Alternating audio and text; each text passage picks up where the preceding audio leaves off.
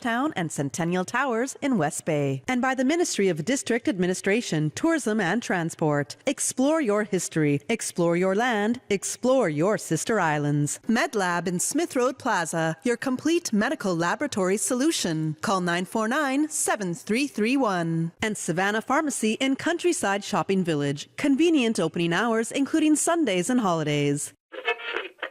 Oh, I think they're doing a great job. A lot of them are. Good afternoon, Dwayne. How are you? Not too bad, sir. Ladies and gentlemen, Radio Cayman's Talk Today with Sterling Dwayne Ebanks. But I do have some questions.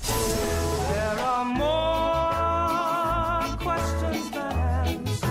Radio Cayman's Talk Today. If you're ready to talk, we're willing to listen. Well, I really enjoy this program today. Cayman Islands' foremost listeners participation program. May God bless every person.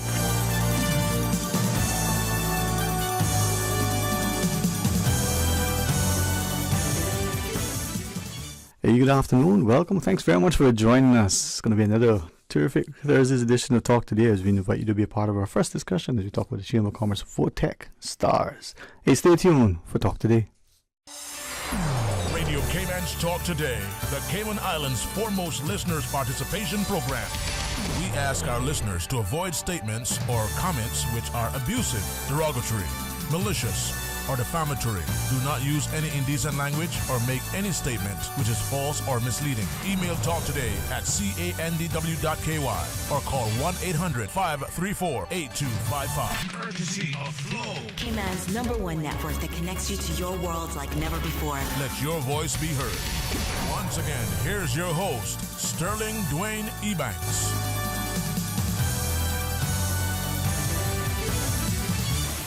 Good afternoon, welcome back, and thanks for joining us. And let's get a chance to talk about the Chamber of Commerce's, VOTEC stars.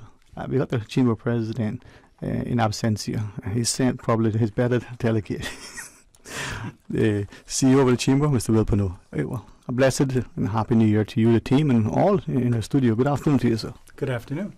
As I, through you, would want to learn more, and by extension, inform and invite the listening audience into the program, potentially attracting more partnership, across all divides. Could we start first, maybe setting the stage, and tell us about the program? Well, I think the whole program began, it's vocational and technical careers are important in our economy. And for many years, we haven't attracted enough Caymanians into those professions. And so Michael Miles and Woody Foster, Shamari Scott, and Dave Johnston and I, we kind of started talking about how we could promote vocational and technical careers in the country. And as you know, there are different programs that we highlight young Caymanians in different areas.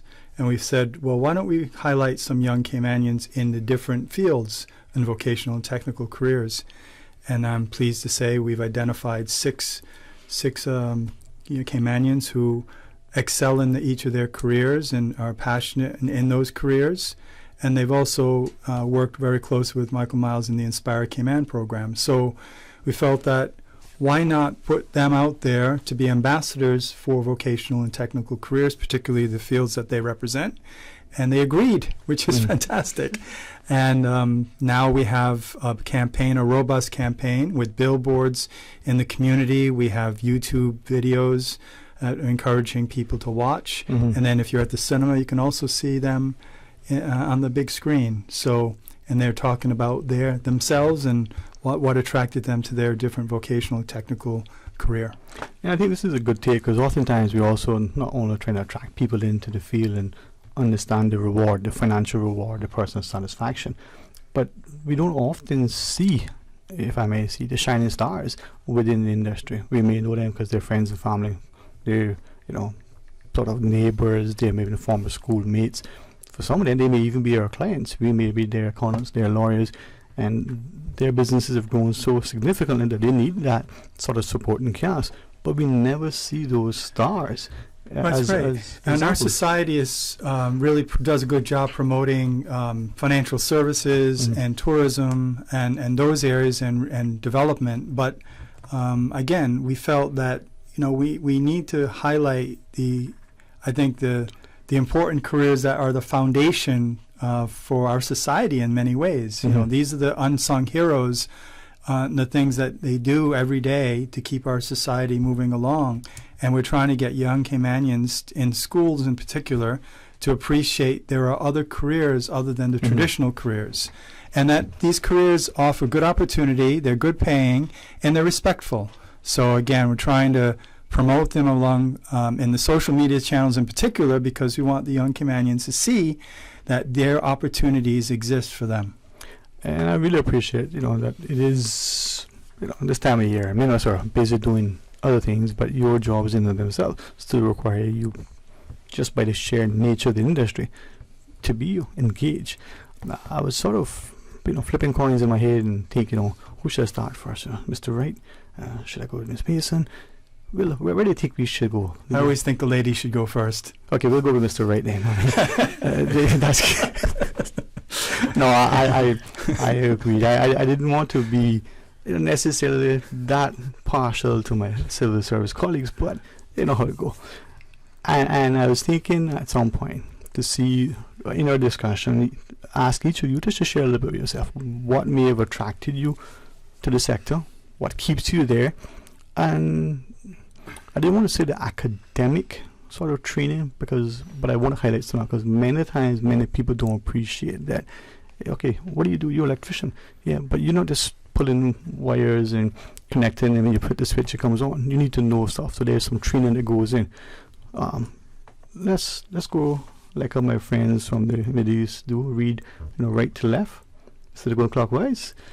Good afternoon. Happy New Year. Good afternoon, Cayman Islands. This is Lakeisha Mason.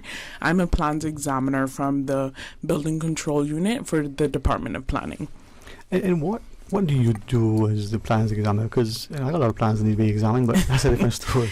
So basically, as a plans examiner, I use the International Building Code to reference against submitted blue plans to make sure they're up to construction standards. And I know prior to that we had another building code that was primarily based on Florida. We switched over to IBC. So that meant that you had to know what you were doing before and then switch over and continue learning. Yes, we always stay relevant with the latest codes. All right.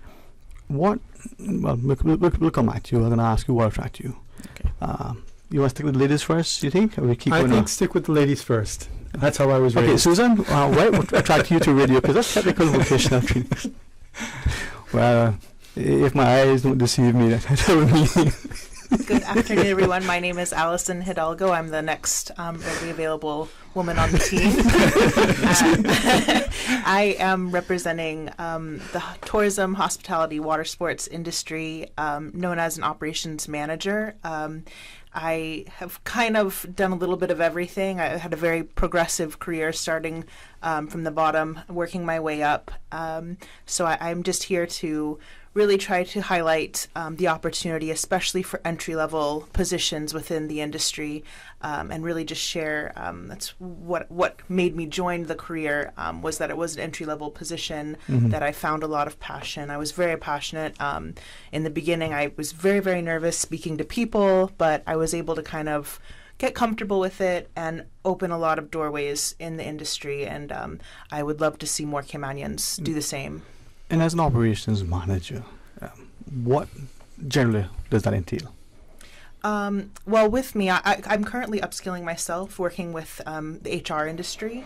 But in my day-to-day tasks, working in water sports as the operations manager, it kind of was a range of all kinds of different things that you wouldn't think of, such as organizing transportation, organizing cruise ship schedules, checking the weather, making sure that conditions are safe. Then you have the more traditional managerial things, hiring people, providing training, which I really enjoy doing. I enjoy teaching and educating, but there's just a really wide range of different things that I feel is so easy to get involved with because there's so many different outlets. So scheduling of employees, sometimes of guest excursions, Absolutely. So the chief cook and bottle washer all together. Absolutely. Kind of what Mr. Will does sometimes. All right, so should we stick with the industry or should we pivot to uniform? I think pivot to uniform, and then we go back to the next industry. Hey, do you want me to run the show or what? did you all, I mean, I kind of hinted at that at the beginning. You all got that hint, right? I built him up. He was in radio. He was a media person. I could have called you beforehand. Oh, no. But this is the fun I think that we have in our jobs when we love it, and I think from that, Mr. Devante, it's many of us wanted to be men in uniform for all the perks that they get. You know, we don't have to worry about what we'll wear the next day, but that's just maybe. Good afternoon. A quick intro, if you would. Good morning, Cayman. My name is Devante Wright, and I am a firefighter with the Cayman Islands Fire Service. What made you, want to do that? I mean, was it me? I remember Mr. Nixon came in one day in school, and then I realized I got to be tall, so I couldn't do that. But otherwise, I wanted to be a firefighter. What made you want to do that? Well, like a lot of us in the service, I wanted to be a firefighter ever since I was a little kid. I took a field trip one day to the fire service, a fire station in Georgetown on the way to the airport. I was the only kid that got to blow the horn, and ever since then, I stuck with it. That's what I wanted to do. That's commendable, because usually it's the politicians that blow their own horns. This guy stuck. You. Sorry. We're talking about the real horn. There you go. No, but there's something about being, of service, and whether it's the big red truck, whether it's the fact that you're doing something, that you're training, continue contributing. It's not unlike, I think, Mr. Dew, what you do. Your guests want to go. Well, sorry, let me not jump ahead. Introduction, sir. Yeah.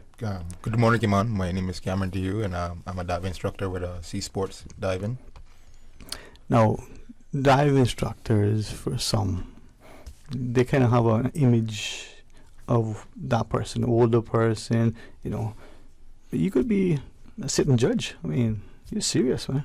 Yeah. I mean, I wouldn't say a judge, but close enough. What made you want to get into the sector? Well, first was I grew up in Boston Bay, West Bay, always around the water, always. Proud Every summer, me and my friends, we couldn't wait to get off from school so we can go and jump off the dock.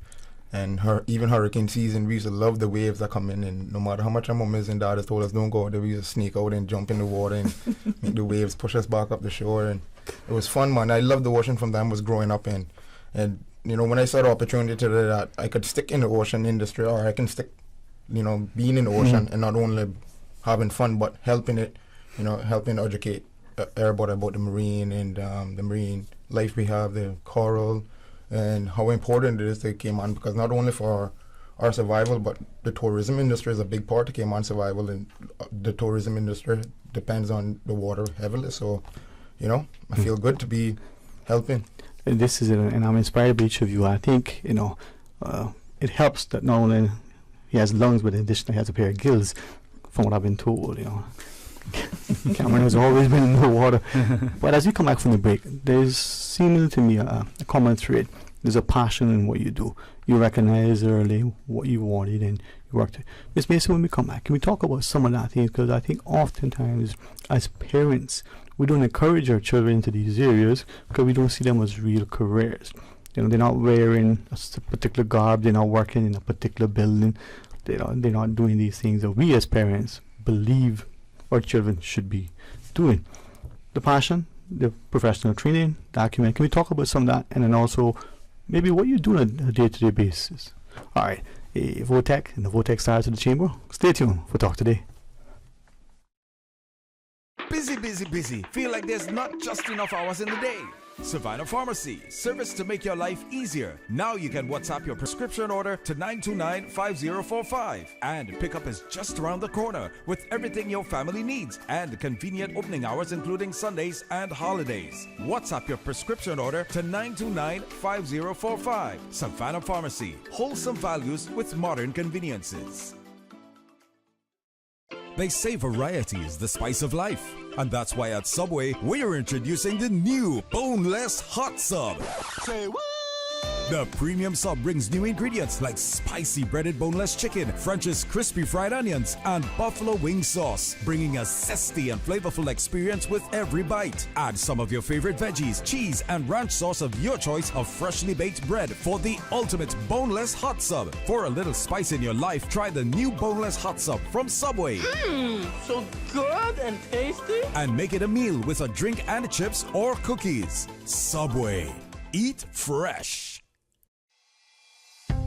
CUC reminds you to always be aware of power lines.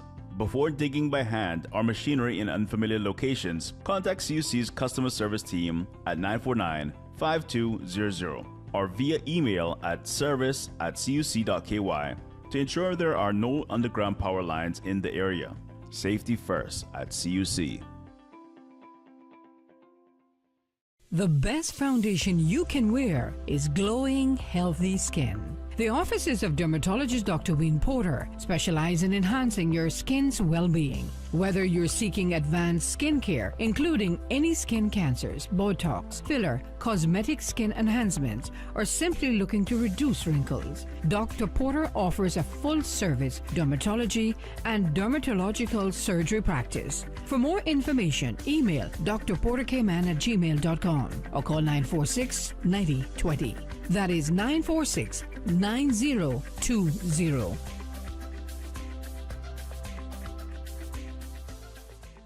Talk today. But I do have some questions.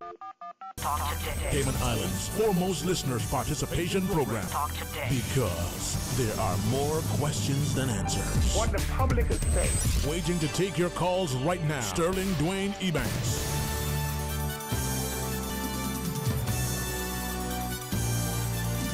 Hey, good afternoon. Welcome back, and thanks for joining us. And I'm really honored to have an opportunity, especially as we near the end of the calendar year, to highlight, if they would allow us to say, wonderful, talented, committed, very passionate professionals. If that would be an okay phrase to use, Mr. Wilpino. Thank you very much. I appreciate it. Yeah. And in addition to our Vortex stars, we got Wilpino, the Chamber CEO. No, but that love and that laughter that I felt when I came into the room is because of the passion that we have. If you're just joining us, we're talking about the Chamber, Vortex stars, and highlighting an initiative to draw greater attention to the industry. Mr. Keisha, from your perspective, you work within the civil service, you work in a very, very important part in processing development, so things go through. Tell us more about it, and especially I want to focus on, I was trying to figure the word to use, and the best word was sort of the academic, the training, because many of us as parents always say to our children, well, you need a piece of paper, you need something. They don't see the practical knowledge in itself to be sufficient. So that piece of paper and that practical knowledge, coupled with the theory and the studying and the exams that you pass and all that stuff. Yeah. So my story began way back in high school. It was 1944. There's a rainy night. Oh, sorry, not that far back. So my talent got actually discovered by accident in a class that we were forced to do called technical drawing. So shout out to all the high schoolers that are doing technical drawing now. So stick with it. You'll see the other side soon. A teacher pulled me aside and said, you have something here. And from then I ran with it. From there I transitioned over to UCCI, where I did engineering technology. I was the only female in a class of 20. So it was a really hard time for me because I didn't have a reference of a female pursuing what I've done. And from there, I graduated, and then I did 8 years of studying, and now I have my master's in architecture. So it's been a long time coming. Okay, I like how she just so casual, glance, so that. And then I wanted to highlight, with respect to you, for us as parents, we hear technical and vocational, and I'm convinced that many of us don't see, and Mr. Will, you're a wordsmith, the academics that come behind that. She said, oh, and now I have a master's in architecture. Like it's, here's a piece of paper to, That's important, Mr. Will. What I think is remarkable about her story is that the private sector would grab her up in a minute, right? I mean, with that type of experience in architecture and background, but she's committed herself to work in an important public role. And I would love more young women to use her as an example of why the opportunities that exist in that industry. I mean, we need plans examiners. I know you would admit, right? Yes, we definitely need plans examiners, and it'd be great if we could attract more Caymanians, both female and male, into that profession. So whatever you can do to promote it is fantastic. And I'm glad that, and as we just go back around the table, we'll end up with you, Cameron. But the idea that we see in the Cayman now, it will change just because of the pace of development, the heights of our buildings now, and potential what may come, the growth in our population. But the need for our fire service to be top notch, the skill sets to have, the equipment, the ability for you to not only function here, but if you need it for some reason to be seconded elsewhere, but to know that training that you receive for so far and where you see yourself going. Well, first of all, a lot of people think that you don't need any brain to be a firefighter. But before we touch anything, before we did anything physical, we had to get the theory down. Right. It takes a lot of work. Being a firefighter is the lowest rank. Mm-hmm.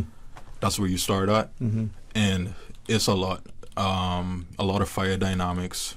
We got to know building construction. We got to know, go over all types of different type of science and stuff, the periodic table, and there's anything that you can think of that involves danger, that can be dangerous. We have to know what it is, because that's the potential. When we get on a shift and we suit up for a call, we don't know what it can be. So we have to be educated on what it is that we can potentially deal with, because no one will know but us, because we're going into the actual fire. You train, you prepare, you have a plan of action, but sometimes you go there, you need to be able to respond immediately. Right. Or, we thought this, look is what's happening.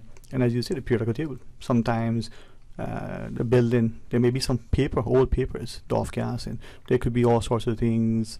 I look at this wall here, we've used some sort of adhesive to put, this acoustical, component on our walls. What happens if that catch fire and the potential chemical release? So you need to know what you're going into and potentially respond to it. Right. Thank you for highlighting the fact that we as a community don't think that their brain is involved with the things we do. Right. See, likewise, Mr. Lago, in the notion that you have to understand what your guests need and want, what your staff is able to deploy, the inclement weather at times, potential other things. It's a constant sort of moving table, as it were. Yeah, absolutely. I find something that has contributed a lot to my success or my growth within the industry is just my willingness to really try to collect as much data as I can. I was always very, very big, and I still am, on TripAdvisor, using different tools to collect information on what our guests are saying, what they like about us, what they didn't like about us, what they like about our competitors, all these different things. So collecting data on weather conditions, anything, as much as you can learn to continue to improve and grow, definitely. Lots of thought that goes behind it. I always try to put our reputation first and always say, I want to be the best at this. I want to provide. I really these people spend a lot of money to get here, and sometimes this will be their lifelong vacation or their dream. I want them to remember this forever, and I want them to have the best experience. So what can I do to provide that? So I always put a lot of heart and thought into it. And Cameron, I can see, by being familiar with your sector, you have all, you need to bring all that together. Not just the experience, but the safety. You need to understand some of the science. You're diving, it may be, a shallow dive, or you may have some who want to go a little further and stay a little longer. You need to make sure they get back safely. Yes, sir. A lot of people think diving is just you just jump in the water and go down and come back up. But I mean, you're somewhere where you're not naturally supposed to be. Kind of like in the studio. Yeah. Humans aren't designed to be underwater, So, but thankfully we're smart enough to create, mechanisms and different stuff to help us get there. But we also have to be safe, and there's many different things we do to stay safe. But I don't want to frighten anyone to make anyone think it's rocket science. It's easy. I mean, there's a lot of things that could go wrong, but everything that could go wrong comes from either you trying to go beyond your scope of training, or not listening to the instructor, or diving by yourself. Key, Yeah. Once you follow those 3 rules, listen to your instructor, follow your instructor. It's simple. Never go beyond your training. For example, if you're not trained to go cave diving, don't go inside of a cave. If you're not trained to do night diving, don't do night diving. And take the necessary training. It's only a few more bucks, only a few more online sessions. Take the necessary training. A lot of times we have elderly people that come and dive that has been diving for years and years, and because of COVID, they haven't dove in 2-3 years, and they think they can just jump back in the water and it's going to be like, the last time they dove. So we got to keep an extra eye on those. Sometimes, they have little hiccups like their ears are hurting when they're going down and they want to try and force it. We got to be the ones to tell them, nope, safety first, you got to go up. Or, let's try again. But it's fun, but also has a side to it where you got to be serious and cautious. For you, if I may ask you, as you looked at the generally speaking, that whole sector, you could have pursued whether diving, you could have looked at the fishing aspect. There's so much in there. What made you want to be a dive instructor? What made me want to be a dive instructor mostly was helping people enjoy their time here in Cayman. Many times we get people where are afraid to go in the water, but their husband or their dad or their brother forces them to do the confined water training in a pool. So now what they got to do there, because open water, in confined water you can do in either a pool or salt water. It doesn't matter. It just has to be in a confined setting. So if it's in salt water, it has to be in a shallow beach or a cove or somewhere. And the open water section, you have to do in open water, open sea. So a lot of times people come to us and they're like, oh, I don't want to go down, I'm so scared. And when we're done with them, they're like, wow, I can't wait to get back in. That makes me feel so good. And to know that like Cayman is rated, the #1 vacation destination so many years, and to know that so many people love to come to Cayman because of the water makes me feel good to be an ambassador and be someone to help them experience that. If I might, just out of curiosity, there are more than one of us in this room, other than the camera. Who else scuba dives or dives? Anybody got a sea card or dives? Well, free dive. Free dive? Yeah. I usually pay for that. How do you get free? And the reason why is that I think, Cameron just made a point that even men of us who live here, who are from here, we go to the beach. We probably will rarely snorkel. We jump in the water and go to the sandbar and what have you, but we don't become. And I wonder why. It's interesting, no? It is. I was expecting there would be at least, but other than Will, maybe half of us, but interesting. But what I find interesting about listening to all of their stories is that all of their stories involves health and safety. Yes. In some way.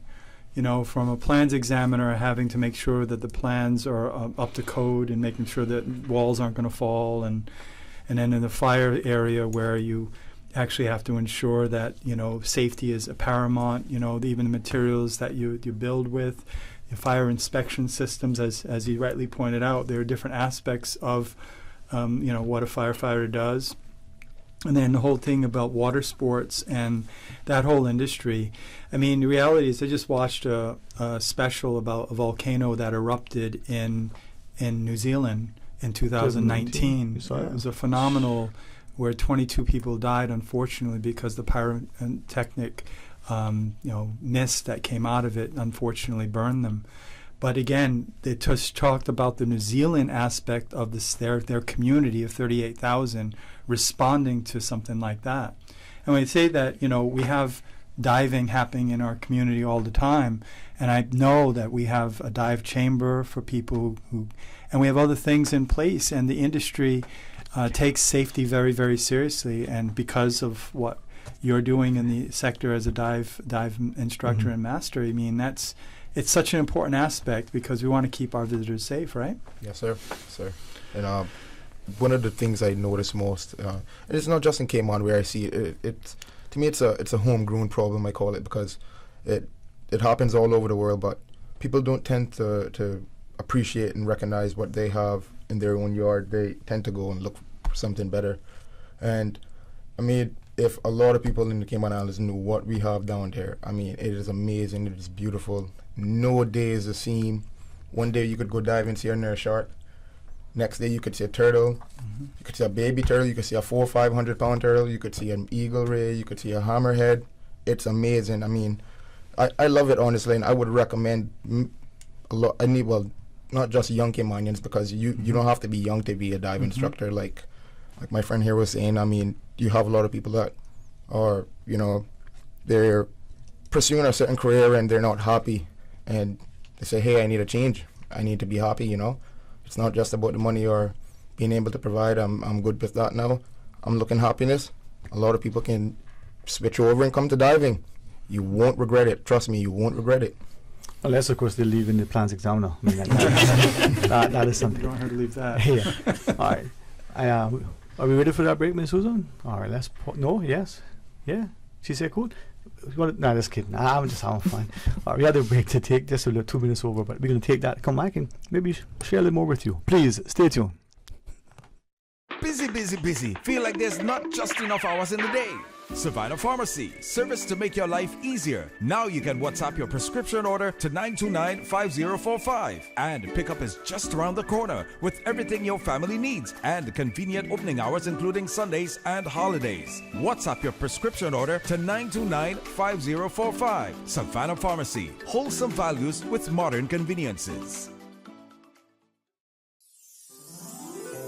Webster Memorial United Church in Bordentown invites you to the annual Garden Party Dinner Sale, Monday, January 2nd, starting at 11 a.m. at the Church Hall. Menu includes all the Caymanian favorites: stew turtle, stew conch, lobster, real Caymanian-style beef with all the favorite sides, plus cassava and yam cakes and other baked delights. Turn down your pots. Come enjoy some good food in support of the church's ministries. Monday, January 2nd, from 11 a.m. onwards at Webster Memorial United Church in Bordentown. From boat days to beach gatherings, leave the catering to Subway. Choose from small and large sandwich platters, double meat wrap platters, and top it off with optional cookie platters for dessert. Or ask about our Subway box to go with the option of 6-inch or foot-long sandwich, 1 cookie, and 1 bag of chips. For all occasions and celebrations, let Subway focus on the food so you can focus on the fun. Visit subway.ky for catering options. Subway. Eat fresh. Radio Cayman News. More than 50% of the detectives are focused on bringing the groups involved in the recent robberies to justice. We've got twice as many armed units on the road. This weekend, there were 4 violent woundings across Grand Cayman. World champion swimmer Jordan Crooks, the fastest sprinter in the pool for the 50-meter freestyle event. Radio Cayman, your voice, your choice for today's biggest news. Have you heard about Votex Stars? Votex Stars is a Chamber of Commerce workforce development program that encourages Caymanians to pursue careers in trade careers. This year, 6 Caymanians were chosen for their significant contributions to their industries. Alison Hidalgo, Water Sports Operation Manager, Antoine Powell, Air Conditioning Technician, Devontae Wright, Firefighter, Joshua Smith, Heavy Equipment Operator, Cameron DeHue, Dive Instructor, and Lakeisha Mason, Plans Examiner. The Chamber of Commerce Votex Stars is sponsored by Foster's, Health City, Inspire Cayman Training, Cayman Contractors Association, and the Cayman Islands Government. Visit caymanchamber.ky for more information. Talk today. But I do have some questions. Talk today. Cayman Islands' foremost listeners participation program. Talk today. Because there are more questions than answers. What the public is saying. Waging to take your calls right now. Sterling Dwayne Ebanks.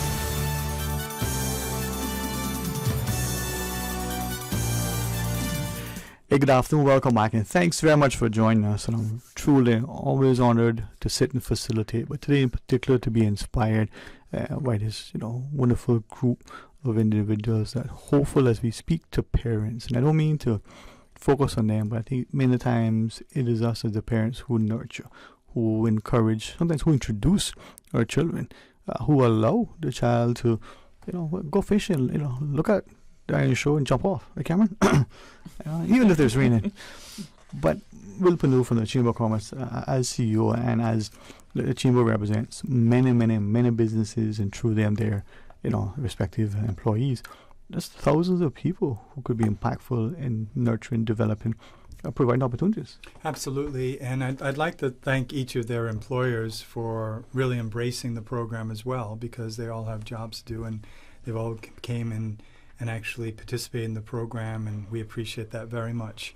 The other person I'd like to appreciate is the Deputy Premier.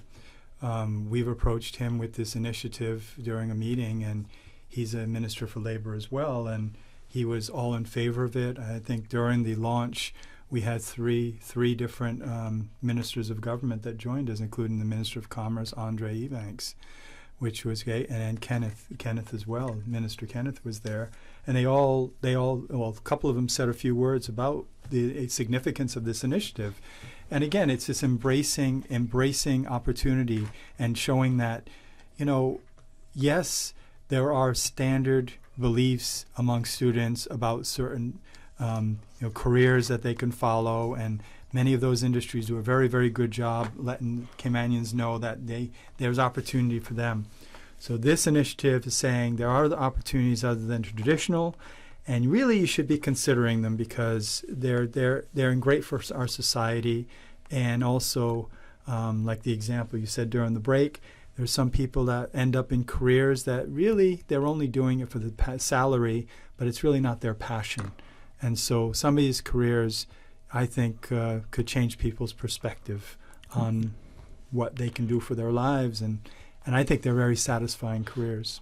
It can be lucrative, but more importantly, very fulfilling.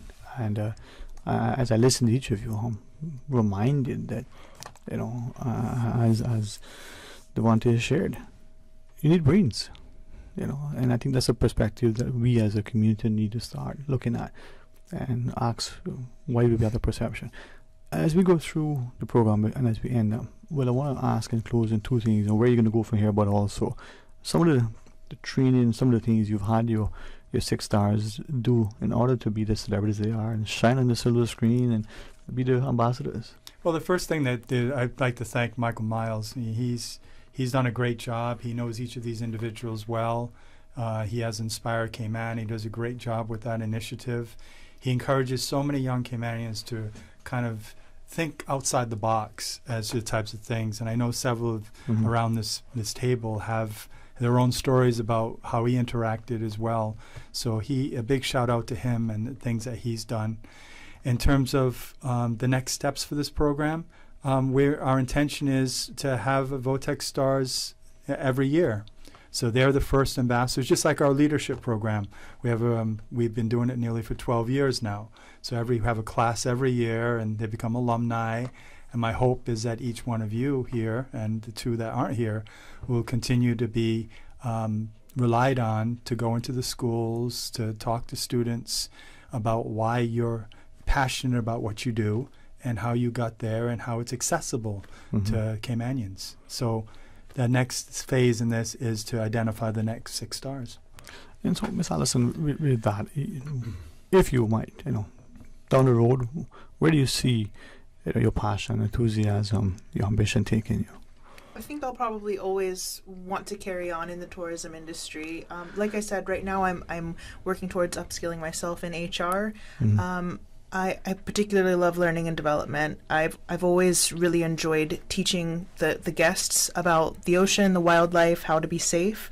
And I've really found a passion for working with younger people starting out in the industry and trying to show them how to build those soft skills, customer service skills. Of course, a huge part of the income is tips, relying on tips. So how to speak and interact and create that revenue in an honest way and not a, so I hear people come from other countries and they say, oh, people were just so begging, and we don't want to be like that here. We want to make these people really enjoy their time and appreciate us, and your reward will come afterwards. You don't have to force it or beg it or anything like that. And something that I wanted to kind of mention, I'm glad you called me out. I hear that everyone in this program, we are all giving back to our community, and it's so important for me. What makes me so passionate about this program is making Caymanians the forefront,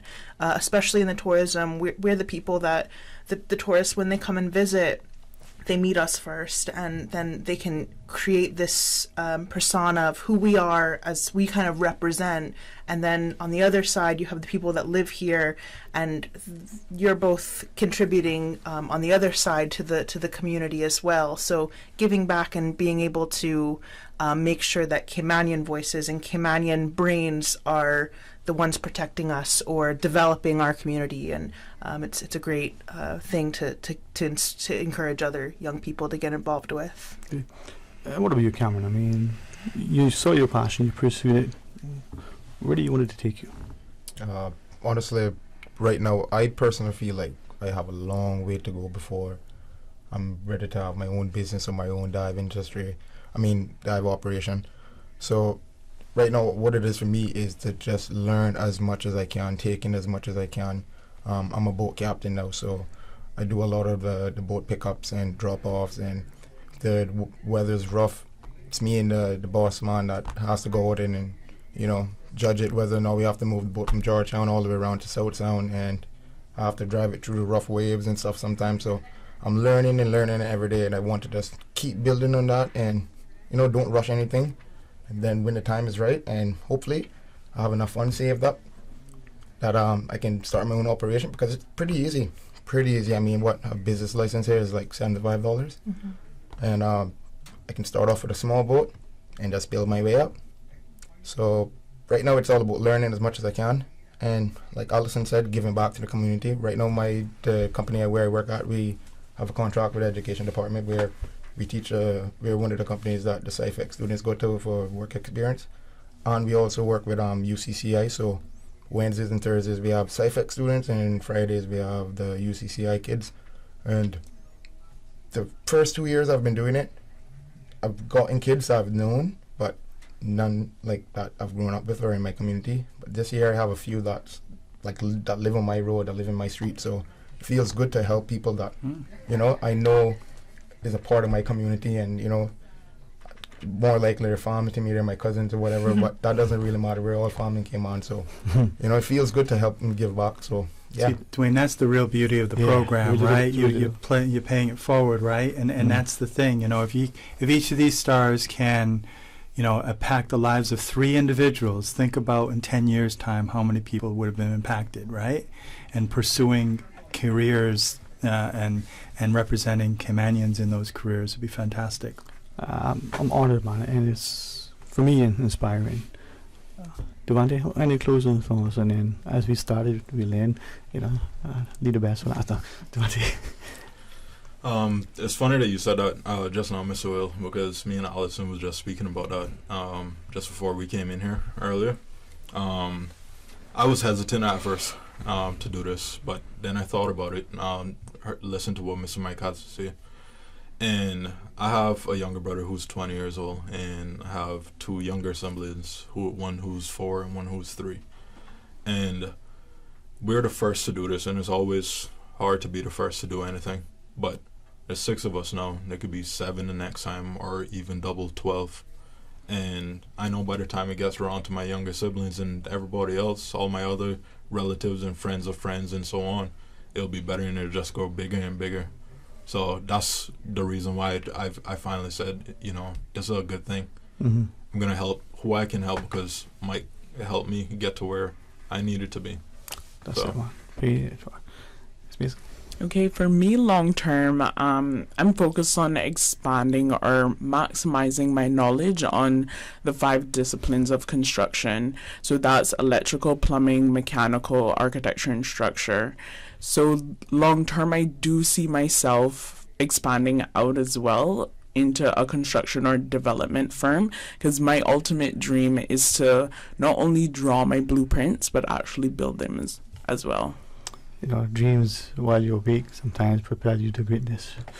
Mr. Pano, to you, the Chamber, and all of the program sponsors. Yeah, I'd just like to end by saying thank you to every one of the stars with us and the 2 that aren't with us, as well as their employers, as well as all of the supporters of the initiative from the Cayman Islands government, the Cayman Islands Contractors Association. We have Health City Cayman Islands and Foster's.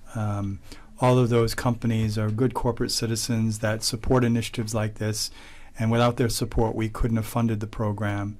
But I think the most important aspect of this is each of the 6 stars, because the work has just begun. Your faces are out there now, and now we need to impact the lives of these students in our schools. And like I said, if you impact the lives of two people during the next year and that want to pursue what you're doing, I think that would have been success. And again, particularly even your younger brother, right? If you can encourage him to do a career, vocational technical career, and remove the stereotypes. I mean, that's what aggravates me the most. There's just all these stereotypes about vocational and technical, which need to be shattered, and I hope each one of you will do that. Well, thank you all for coming in. Thank you for your passion. I wish not only continued safety and success, but reward and fulfillment. And, may 2023 be that year that provides the impetus for us to do what you guys are doing, working together and paying it forward. Blessings. Yes, sir. All right. Everyone a Happy New Year when it comes. Happy New Year. Happy New Year. When we return, it'll be in the chair. Stay tuned. We have something else for you with NDC when we come back. Today's biggest news. Radio K-Man. Your voice, your choice. Local, regional, international. This is Headlines from Radio K-Man's newsroom. Today's biggest news. With your latest headlines, I'm Felicia Rankin-Zollins. Light of the World Christian Fellowship will be hosting their New Year's Eve service. This will be held at the Lion Centre starting at 10 p.m. In international news, the EU's disease agency has said the screening of travellers from China for COVID-19 would be unjustified. On Thursday, Italy urged the rest of the EU to follow its lead and ensure Chinese arrivals were tested and quarantined if necessary. The US, Japan, Taiwan, and India also recently announced mandatory testing as China deals with a COVID surge. But the European Centre for Disease Prevention and Control said the surge was not expected to impact the EU.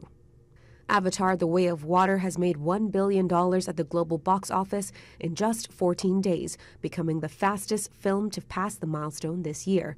The long-delayed sequel has proved a hit with audiences despite wildly varying reviews. It is one of only 3 films to surpass $1 billion this year, after Top Gun: Maverick and Jurassic World: Dominion. However, director James Cameron has said his technologically innovative movie needs to make $2 billion just to break even. These are your headlines. I'm Felicia Rankin-Zollins. For the latest in news and information, Follow Radio K-Man on social media, Facebook, Instagram, Twitter. Download the Radio K-Man app or log on to our website, radiokman.gov.ky. Radio K-Man is pleased to feature this special Sister Islands historical vignette brought to you by the Ministry of District Administration and Lands. Explore your history, explore your land, explore your Sister Islands. Hinton Roxroy Connolly was born in Creek, Cayman-Brac on the 9th of September 1937. The second of 8 children born to Henry Kitchener Connolly and Olive Connolly, fondly known as Big H to his family and friends. Like so many other Caymanian boys and men, young Hinton went to sea at the tender age of 17, working with national bulk carriers for 5 years. During his tenure at sea, Hinton sailed on many different ships, namely the Ulysses, Old Titan, St. Clair, Petrolor, Petra Sea, and Petra King. He sailed between Portland, Maine to Venezuela.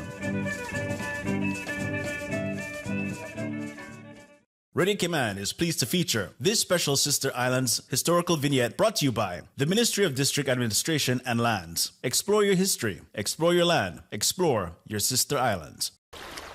Wouldn't it have been grand if you had purchased land 30 years ago? It may not be 2020, but a perfect vision has never been more clear. Cayman-Brac and Little Cayman, poised for growth with an eye on the future. Your land, your history, your future. Discover all that our sister islands have to offer. Talk today. But I do have some questions.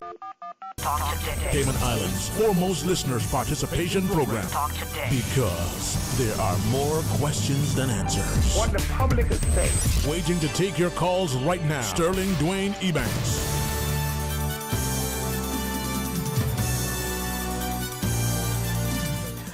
Hey, good afternoon. Welcome back, and thanks very much for joining us. And as we get ready to, celebrate what hopefully has been a fantastic year with expectations of even greater and better things that lie ahead, we want to partner with the NDC and share with you a program that you've seen the banners up and about along our highways.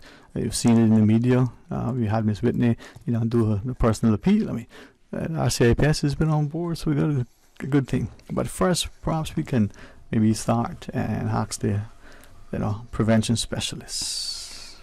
Dun, dun, dun, dun, dun, dun, Good afternoon, Sir Sterling. Always a pleasure. It's the Simon Miller. How are you, sir? I am thankful, sir. Very thankful. It's good that as I was listening to the last, segment, that level of passion that we bring to our jobs. We want to contribute as best as we can, but we want to also get something when you feel fulfilled, but when you feel that you're being impactful. Sam, I think you and your team over at NDC, as we come to dive in a second, you've done a great job all along, from your awareness studies to the notion that you're selling, to the public, a narrative that we've easily taken on board, because it's not only free, but it's invaluable. Yes, sir. Yes, sir. And I thank you for your kind words, your introduction. It was always heartfelt, sir. But we're here, and to your listening and viewing audience, it's almost the New Year's is upon us, and we want to focus entirely now on the free bus service, the urban bus, and talk a little about the logistics, how to catch it, how it works. Thank some of our sponsors. Jody has, I wouldn't want to say some fantastic, some alarming statistics to share with your listeners, So, yes, sir. And I'm glad you used the word alarming, because that's what they are, And as asked Ivan to come into the equation, but Ms. Whitney Foster over at Compass Media, I like how, we can partner across the different, because this impacts and affects us all. And we need to be able to reach all of our audience constantly. Absolutely. Yeah, I think it's great that we have this partnership, because Compass Media has so many different avenues to push their message and to make it louder. And I think that it's a problem that everyone in Cayman knows about.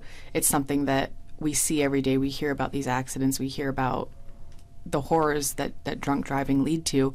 So I think I speak for all of Compass Media when I say that we're very honored to partner with them and to further spread their message. And I hope it's been impactful. We've been doing some exciting new things this year. I think that they've garnered some new attention, and I hope that it just keeps growing. Yeah. So, Ms. Jody, from the CIPS's perspective, I mean, Simon shared, alarming statistics. Yes. I wonder if we as a public actually take that on board. And I wonder how we respond and what's our perception. Well, to me, the statistics itself tells me that unfortunately there is a blatant disregard for the traffic law, but not only the traffic law, but also for your own safety and the safety of others. And I think that it's the mentality that happened to somebody else, but it wouldn't happen to me, kind of thing, until it actually does, though. And so many times these accidents, these very, very tragic accidents, happen so close to home, and it's again alarming that even though it hits so close to home, because it's your brother, your father, your uncle, your cousin, your best friend, you still don't take heed of the fact that it hit so close to home that could have been me. And it is me, it is us, it is our community. I know we'll have a discussion until 1:30, and I want us to, as a listening audience, to pay particular attention, because some of us have already started celebrating. Some of us will continue this evening, will be excited about tomorrow and then Saturday and even into the year. So let's do it not just responsibly and sensibly, but safely. So Ivan, from that perspective, I mean, it's one thing to get information out to people. It's one thing for that information to be informative, but we need to get people to hear and act. What do we do? Inform them. Inform them. I think one of the things that I would use the word fail. That we failed to do was sensitize people told what a .07 might look like in relationship to a drink consumed. And I don't think we did enough groundwork, if any at all, in doing that. And it gives way and light again to the assistance, in my opinion, or the collaboration, if you will, between server and consumer. If you know, you have served me 3 stiff, and we all know by now. Well, yeah, we all know that it's the BAC level. Numbers have changed, and Jody spoke to the fact that by a measure of 30%, it has been decreased, and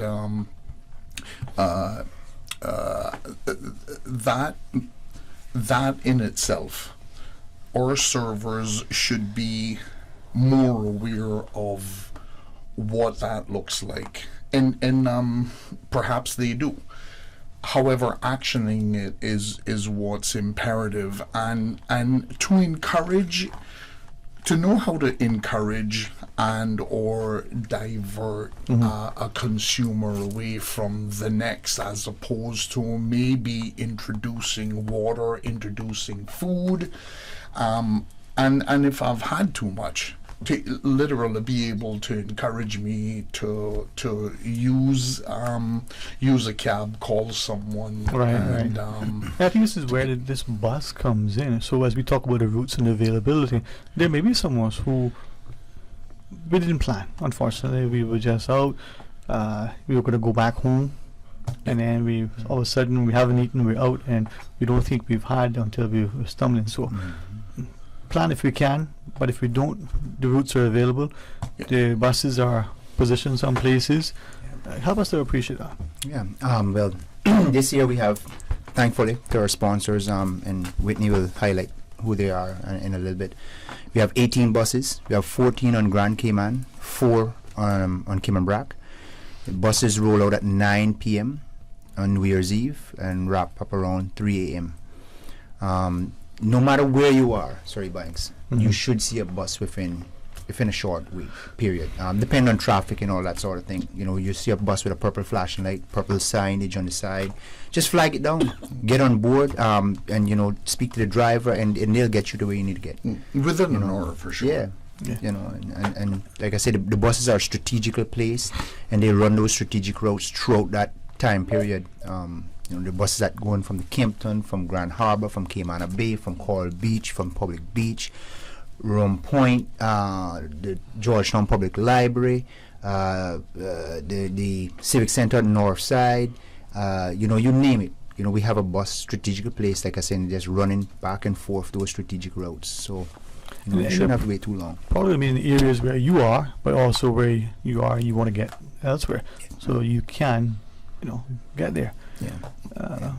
From that perspective, this is only possible, Ms. Whitney, that when people as a wider community come on board, it's free to us to use, but it does involve some costs, time, logistics, fuel, personnel. It's not free. Absolutely. Yeah, and I do want to give a big thanks to our sponsors. They've been a tremendous support throughout this process, and a lot of them are continuing to support this initiative every year, which is a really great thing to see. Our platinum sponsors, Island Electronics, Security and Monitoring, Burger King, Rubis, CG Brick Blackbeards, and Kirk Motors Napa. And then we also have a few gold sponsors, Pestkill, the NRA, Davenport, Dart, and Jake Scott. Thank you all very much, because we wouldn't be able to have as many buses, have as many purple ribbons, have the awareness and the message that we do without their continued support. Yeah. And if I can just add real quickly, we have some friends of the Arrive Alive campaign that's been on board from day one. Mr. Woody Foster and his team, thank you for allowing us to put up, our flags in your establishments, parking lots, giving of the water for all of the buses, so we can keep people hydrated. CUC work tirelessly to get those flags up on all the light poles, so we can't thank those people enough. And Steve Reed and his whole crew that year after year that drive the buses around. Mm-hmm. I think that we start to need to appreciate not only the personal responsibility, Ms. Jody, but the idea that we're enjoying ourselves. We're with friends. Many of us at one point would, hire a driver, and we'll go and we'll celebrate as we move around, because we wanted to be together, we wanted to be safe. But we're providing this on a collective basis for the wider community. Absolutely. And as you say, personal accountability, I want to just point out that your safety not only impacts you, but it impacts your family, it impacts the wider community, it impacts everyone essentially, because of the manner in which you go about ensuring your safety. And the last time I was here, I said that it will require a cultural change in order for us to progress the way that we want to, but it starts here. And all we want is for everyone to be safe and to do the right thing, which is not drink and drive, and to utilize these bus services or assign a designated driver. The designated driver program is still going on as well, where designated drivers, they get free non-alcoholic beverages at participating bars and restaurants and nightclubs. That being said, if you are a designated driver, we do encourage you to remain a designated driver throughout, because, it's always, I'll just have one, and then one turns into plenty. And one could mean the difference between an accident and, getting home safely. And I think this is something that Simon has reminded us over the years, that we probably don't necessarily appreciate the impact that drink has on us. Many years ago, you introduced a word to me, units. I always thought I was in math, and but because some of us would have one drink, but just like, I guess, serving. Well, explain that to me so that.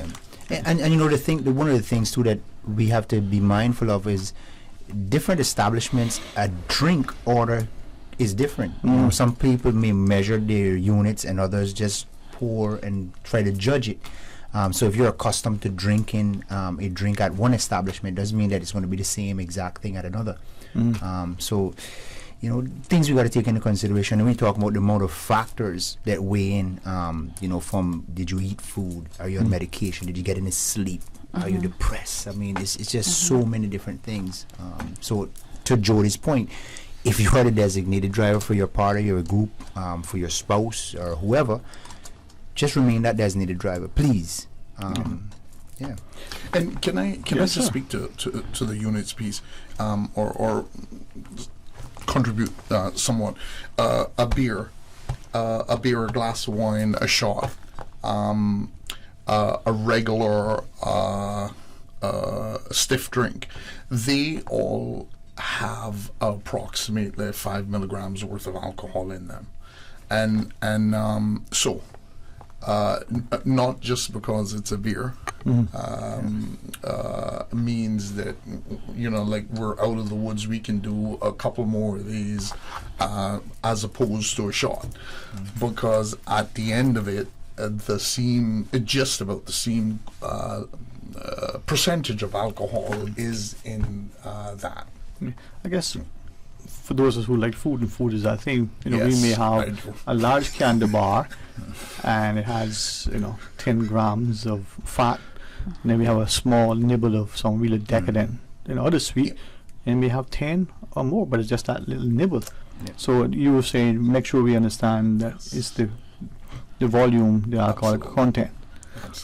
But Ms. Whitney, what do you think of that? I mean, is it then that cultural shift, that norm that we need to have, that ethos, where people are consciously saying, okay, this New Year's Eve or this particular birthday celebration, if I was going to go out, we probably got to decide first, can we carpool, or are we going to meet there? Somebody's going to be responsible to make sure the rest of us.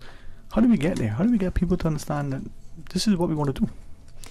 Well, I mean, speaking from personal experience, it's, at least for me, it's easy. Like, I went out with my family on Christmas Eve, and we all decided to take a taxi because it's just the right thing to do. Make sure that we all get home safe. And at the end of the day, it's one less thing to worry about. You get to go out and have fun and enjoy yourself, and not not have to think about one extra thing and just be present. But I think it really does come down to it's just a responsibility that we have as a community. There's a lot of different responsibilities that we have as a community, but this one directly affects not only you, but innocent lives on the road. And I think it's important to kind of, I guess, encourage people to shift their perspectives from looking within to looking outward and seeing that this impacts. We're such a small community. Like Jody was saying, it doesn't just impact you. It impacts your family, your friends, even your employers. One person can touch many lives on this island. And so it needs to be focusing more so on what your choices mean to others, I think. In the last statement, Will Pano referenced a documentary of the volcano that erupted in December 2019, Whakatane. Here's a volcano that, according to the documentary, 2013, 2016, and again 2019. So statistically, every 3 years, well, that's one of the, in the last, little time, you saw this eruption, right? You don't know. It may not erupt again for the next 30 minutes, or maybe 30 years. But that impact, to Whitney's point, we as tourists probably can't go there anymore. The sector, the people who are living with it. So if you're involved in a drunk driving accident, that's going to carry through to you, to your children, to your children's children. Simon, we know in this community, sadly, examples of decades ago where somebody's grandfather got in an accident, ran over into somebody's rose bush. So what's it going to take, man? And we don't need any more of those examples. One of the things I think a couple of shows ago we were talking, and I was encouraging people to be a brother's keeper. And if you're out, and even if you don't know the person, you see that look like they had too much to drink, go over and try to encourage them to get a tab. If you have a couple of dollars in your pocket, pay for the cab for them. Or encourage them to ride on the bus. DJs, for all you guys who are hosting parties out there for New Year's Eve, you take the responsibility. Take some time out there when you're, playing a few songs and encourage people to ride the buses to. What do we need to do then as patrons? We're out and about, we're in one spot and we want to move to another. To know the route and then to access the bus. Are there anything in particular? Any particular signs of flash? Do we need to wear a hat? I mean, what do we do? Just flag them down, Sir Sterling. That's the easiest thing. They're going to be passing all of the major restaurants, bars, all of the spots that are having, events. We strategically place them, so they're just running up and down like, I guess, wild mad ants, if you want to say, all night, right? Just waiting for you guys to flag them down. And they're there free of charge, thanks to all the wonderful sponsors that they talked about. And they'll take you from one spot to not necessarily that when you. And the reason why I say this, I was just talking to someone earlier, and they had the perception that once they got on the bus, they were taken away from the fun and had to go elsewhere. And I said, no, it's not that. It's going to move you safely to where you want to go, so that you're not, have to be affected by. Right, that's how it works, right? Yes, that's it. Yep. That's it. To drop you off in between, or drop you off at where they're expected to end off. I want to highlight something too. A few years ago, we watched an enormous amount of our visitors rode the buses. They left from like Marriott and rode it up to Public Beach when Calico Jack and all those places things were there. And we got an enormous amount of our visitors. So the bus is available. Whether you work here, you live here, you're a visitor, take the bus.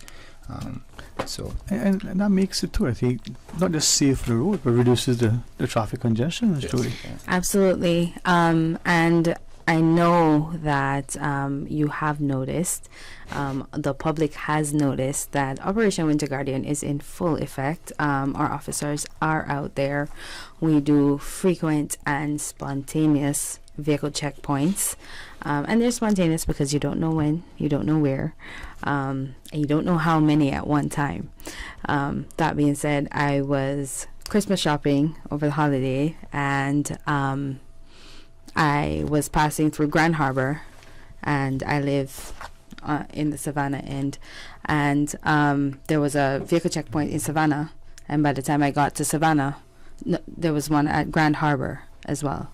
So at the same time, and I didn't get to the other side of the island, but what we have done is we've closed down some of our back offices that have officers that work in an administrative role, and those officers are now on the front line in uniform, and they are supporting the officers who are on the ground on a regular basis, increasing our numbers as well as providing high visibility to reassure the public and support the public. And I'm hoping that we will get to, and maybe this year will be the start of a place in our society where we don't need the police doing checkpoints because we're not out there drinking and driving. And well, as it is, Mr. Sterling, and I know Simon alluded to the alarming numbers. We've arrested 30 persons so far for the month of December in relation to drunk driving offenses. Some of those have been as a result of collisions and others have not. They have been as a result of the vehicle checkpoints and other vehicle stops that the officers do. More alarming than that is that one of the highest recorded blood alcohol level that we have seen this month is 0.374, which is over 5 times the legal limit. I had asked a physician friend to sort of put that into perspective, and it should be fatal. Yeah, it was that's significant. I mean, that's sort of if you poured it into a jar and you realize how much that is in your body. Yes, that's a lot. That is. Yeah. It would poison and could certainly lead to death in the normal person. And several others have also been recorded at above 0.210 as well, which is more than 3 times the legal limit. So it begs the question: do people know that the legal limit has changed from 0.100 to 0.70, and do they actually care? So it was 0.10, and that was 0.07, right? Yeah. Is that what it is? Yeah. Yeah. And you're talking about a significant number. Yeah.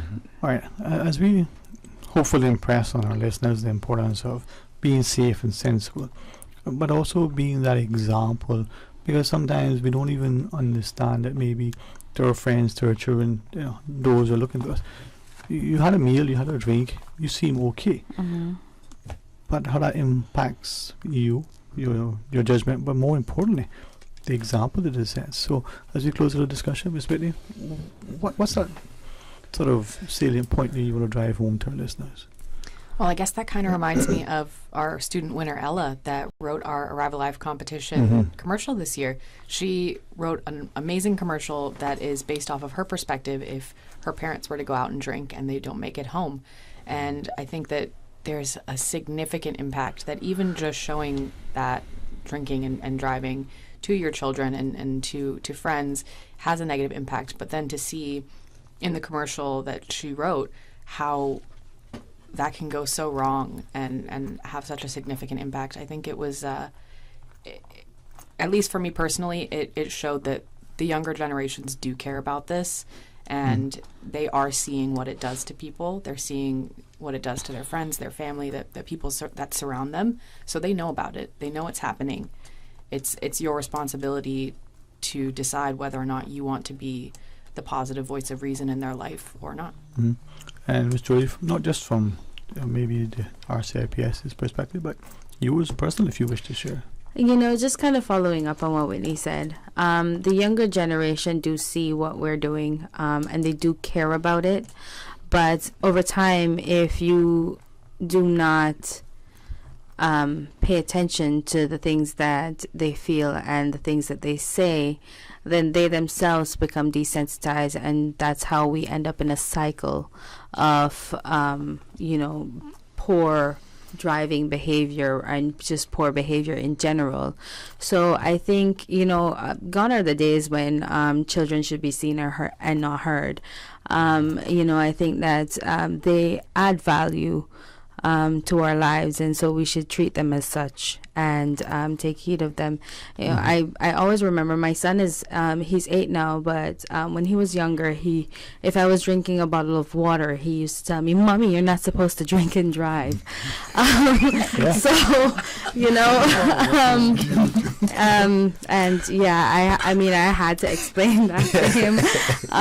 But it's clear that even as young as 4 and 5 years old, they listen and they see what's happening and they understand. And I mean, as parents, we do it for them. So why not put them first in this regard as well? Indeed. Ivan and then Simon. Your final thoughts, my friend. My thoughts, generic, however, if you're driving, don't drink. If you're drinking, don't drive. Please, make the pledge, ride the purple ribbon bus. Yeah. I want to second that. I just want to encourage everyone to just take the bus. You know, let's bring in the new year, be blessed, be safe. Amen. Impress all these wonderful people who are working behind the scenes, sponsors and everything else, and show them that you will come out in full force and take heed to our message and ride the bus. And be able to do it next year, That's the year right. after, Yes, and the sir. year after. Yes, and sir. Yeah. enjoy it Yeah. and appreciate the impact that, Yeah. you know, your other ill-advised decision could have on your life and the people that you care about. So thank you all, not just for the partnership, the sponsorship, but the constant and consistent messaging. A very safe and healthy and joyous 2023 to each of you. Yes. Happy New Year to you and everyone. And thank you for having us, sir. Thank you for always having us, sir. Always a pleasure. Well, let's pause and take a break, and when we come back, let's have some fun in the last half hour and even more in the half after that. Because Susan's gonna sing a song and talk about the love. Stay tuned for Talk Today. Busy, busy, busy. Feel like there's not just enough hours in the day. Savannah Pharmacy, service to make your life easier. Now you can WhatsApp your prescription order to 929-5045. And pickup is just around the corner with everything your family needs and convenient opening hours including Sundays and holidays. WhatsApp your prescription order to 929-5045. Savannah Pharmacy, wholesome values with modern conveniences. Webster Memorial United Church in Bordentown invites you to the annual Garden Party Dinner Sale, Monday, January 2nd, starting at 11 a.m. at the Church Hall. Menu includes all the Caymanian favorites: stew turtle, stew conch, lobster, real Caymanian style beef with all the favorite sides, plus cassava and yam cakes and other baked delights. Turn down your pots. Come enjoy some good food in support of the church's ministries. Monday, January 2nd, from 11 a.m. onwards at Webster Memorial United Church in Bordentown. For medical lab services in Cayman, go straight to MedLab. For a full range of medical services, pleasant, clean and comfortable environment, no long lines and affordable fees, visit MedLab at the Smith Road Plaza. Open Monday to Friday, 8:30 a.m. to 5 p.m. and half day on Saturdays. Call 949-7331 to make your appointments. For medical lab services in Cayman, MedLab. From the MedLab family to yours, have a safe and blessed 2023. Explore your history. Explore your land. Explore your sister islands. The ultimate staycation experience. Your culture, your freedom. The land that time forgot isn't gone. It's your sister islands. Discover all that our sister islands have to offer. Cybercrime happens online or through the technology we use every day. Anyone can be a victim of cybercrime, whether you are a young person being bullied or harassed online, or an older person or business who's been scammed out of money or personal data. Cybercrime is an issue that touches all of us. The Cayman Islands government has therefore created an online resource to help keep you cyber safe in an ever-changing world. In online situations, it is better to be cyber safe than sorry. Learn now to protect yourself against cybercrime. Visit gov.ky/cybersafe.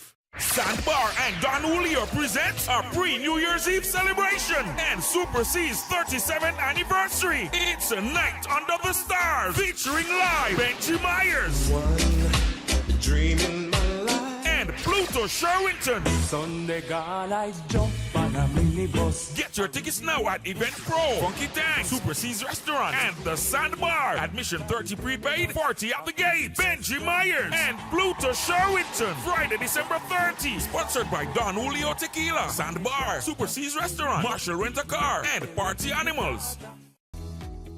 Please be reminded that the Department of Agriculture has implemented an alternative payment method. All your livestock, farm, and home garden products can be paid using your credit or debit card. Their sales warehouse is open Monday to Friday, 8:15 a.m. to 4:30 p.m. and on Saturday, 8:30 a.m. to 1 p.m. For more information, call 947-3090 or email ciagriculture@gov.ky. 3, 2, 1. K-Man, this 31st of December from 8 p.m. Let's end the year island style. Yes, at the Mango Tree. Backed by popular demand, it's the Happy Boys from Roatan. The Happy Boys.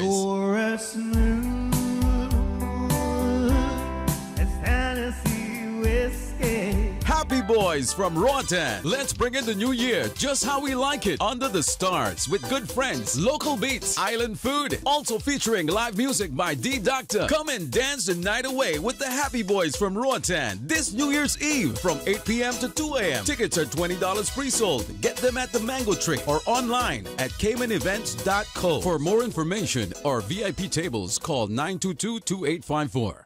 Talk today. But I do have some questions. Talk today. Cayman Islands' foremost listeners participation program. Talk today. Because there are more questions than answers. What the public is saying. Waging to take your calls right now. Sterling Dwayne Ebanks.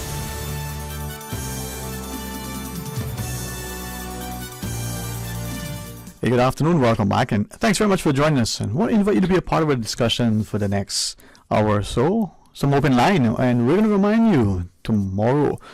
Would that be the eve of Christmas Eve, and then the eve of New Year's Eve? So last Friday was that eve of Christmas Eve, and this Friday is the eve of the New Year's Eve. So the only thing now we need looking for is Adam, because we found the eves.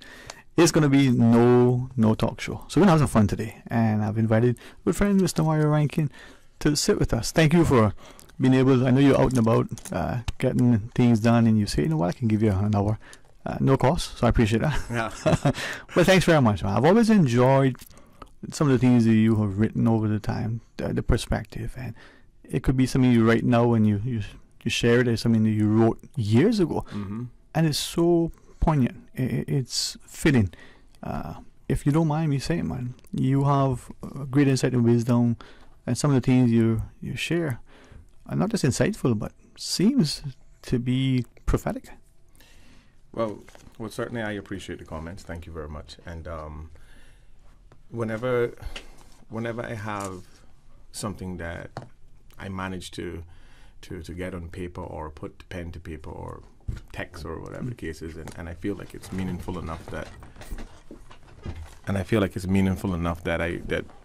it's worthy of sharing it, I do so, and I do so for the sole purpose of just sharing an idea or trying to be inclusive with everyone, in regards to information, because one of the biggest failures in life is where we're just not aware of a lot of things. Yeah. And then when we become aware, then we become afraid to either apply the things that are necessary or important to us, or we just talk about them quietly or privately, and nothing really comes about. So sometimes if you can put it in writing and share it, a person can read it silently and form their own opinion, personal, from a personal standpoint, and they don't have to publicly express that. So, but as you should, to be aware in technology, to apply and to address the whole idea that sometimes things are happening in our society, but for some reason we ignore it.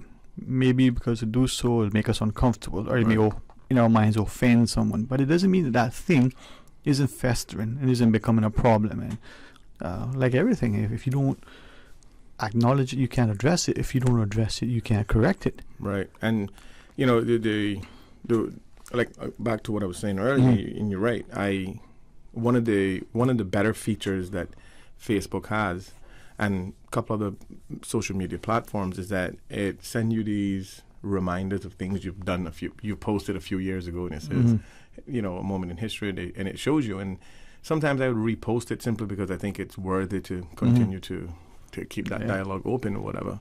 And then this morning, ironically enough, when you sent me the invitation to come here, and I realized, I mean, I knew from yesterday, but it dawned on me this morning how the universe people are a little out of touch with how certain things work. I mean, we all use terms loosely like, oh, karma, or dear God help me, you know. The thing is that this morning I got an update. Like today is the 29th of December, which is at this particular point, at this very moment, at 1:41, I was in the process of my accident. I fell out of the second floor of that house at this exact time 1 year ago, 1:41. Wow. Right? And it was a very sobering reminder how thankful I am that I'm even here. Yeah. So 2022 has been a very challenging year for me personally. Now I know everybody have their own challenges and everybody have their own set of issues that they have to deal with. So that's why I never judge people. Yeah. See, that's the thing, you know, we live in a space and a time, and we become sometimes consumed, understandably, by what impacts us. And I'll be guided by your listeners to ask those of us in position of authority, whether we're the parent, because that's a significant power position, whether we're the principal in the partnership or the principal in the school, and over the SMTs and the rest of the teachers, or whether we're the police officer or the policymaker, the politician, or the person who's been appointed to some board. There's always this power position, and many of us extract just by your presence some level of benefit. Right. I wonder if we could go into 2023 and ask, how can I be of service? Exhibit more humility. Mm-hmm. Don't mean you're docile. It doesn't mean that you're going to be, walked over. I understand when we smile and we're polite, many people confuse that to think that we're, easy, right? I think, in my personal opinion, yes, sir. I think that once people can appreciate all the things that they have personally, they'll have a greater appreciation for what other people have as well. Mm-hmm. And they have a lot more respect for everything around them and the people around them. It's only until you find yourself in a position where it be something traumatic that happened to you, or maybe you've seen something traumatic happen to someone else. It is a very sobering reality check. Mm-hmm. And then it gives you that moment of pause, and then you just have to give thanks for the things that you have and not be so concerned about the things that you don't have. I think, too, in listening to you, we don't recognize that there are many people. Every day they get up, they get dressed, they put on a good face, as it were. They don the armor of God, and they go and they face the world, they face the customers, they do their job. But we don't know what they're facing internally, right? What struggles, trials, tribulations that they may have. And it's a good, sobering reminder to see people who, despite the adversity, despite their circumstance, despite the calamities that may have befallen them, they still press on and press in. Okay, well, let me tell you something, Sterling and the listening audience. Mm. There is no logical, physical reason why I should be right here, right now. And not only because of my accident of 1 year ago. Mm. I'm talking about when I was 3 years old, I got ran over by a car. And I wrote I wrote a chapter in a book, by the way, that I'm writing. I've been writing for a while. It's going to take some time because the ending is yet to be seen. But let me give you the irony of that particular segment in my life.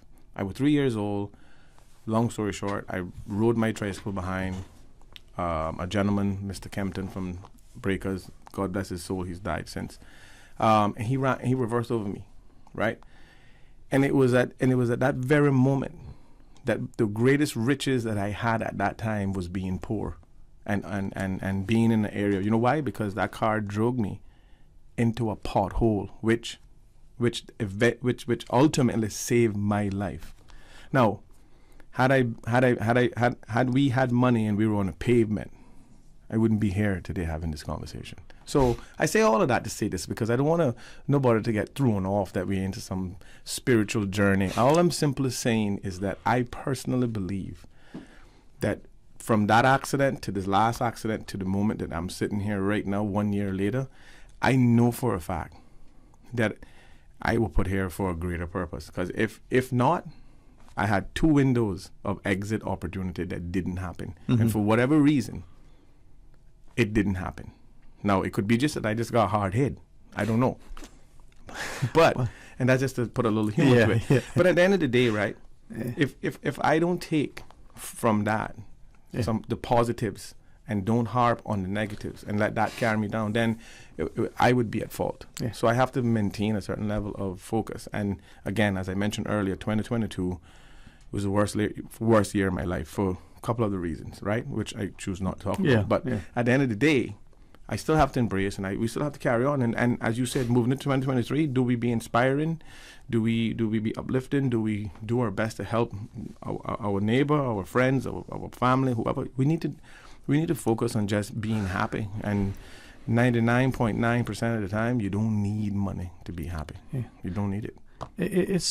I'm glad you shared that, and I'm asking people because many of us are very pensive, many of us are proactive, but many of us sometimes get bogged down in all this thing, get into the quagmire we don't seem to understand. So maybe we step aside, and through prayer and petition, we pray for what is our plan and purpose for our lives.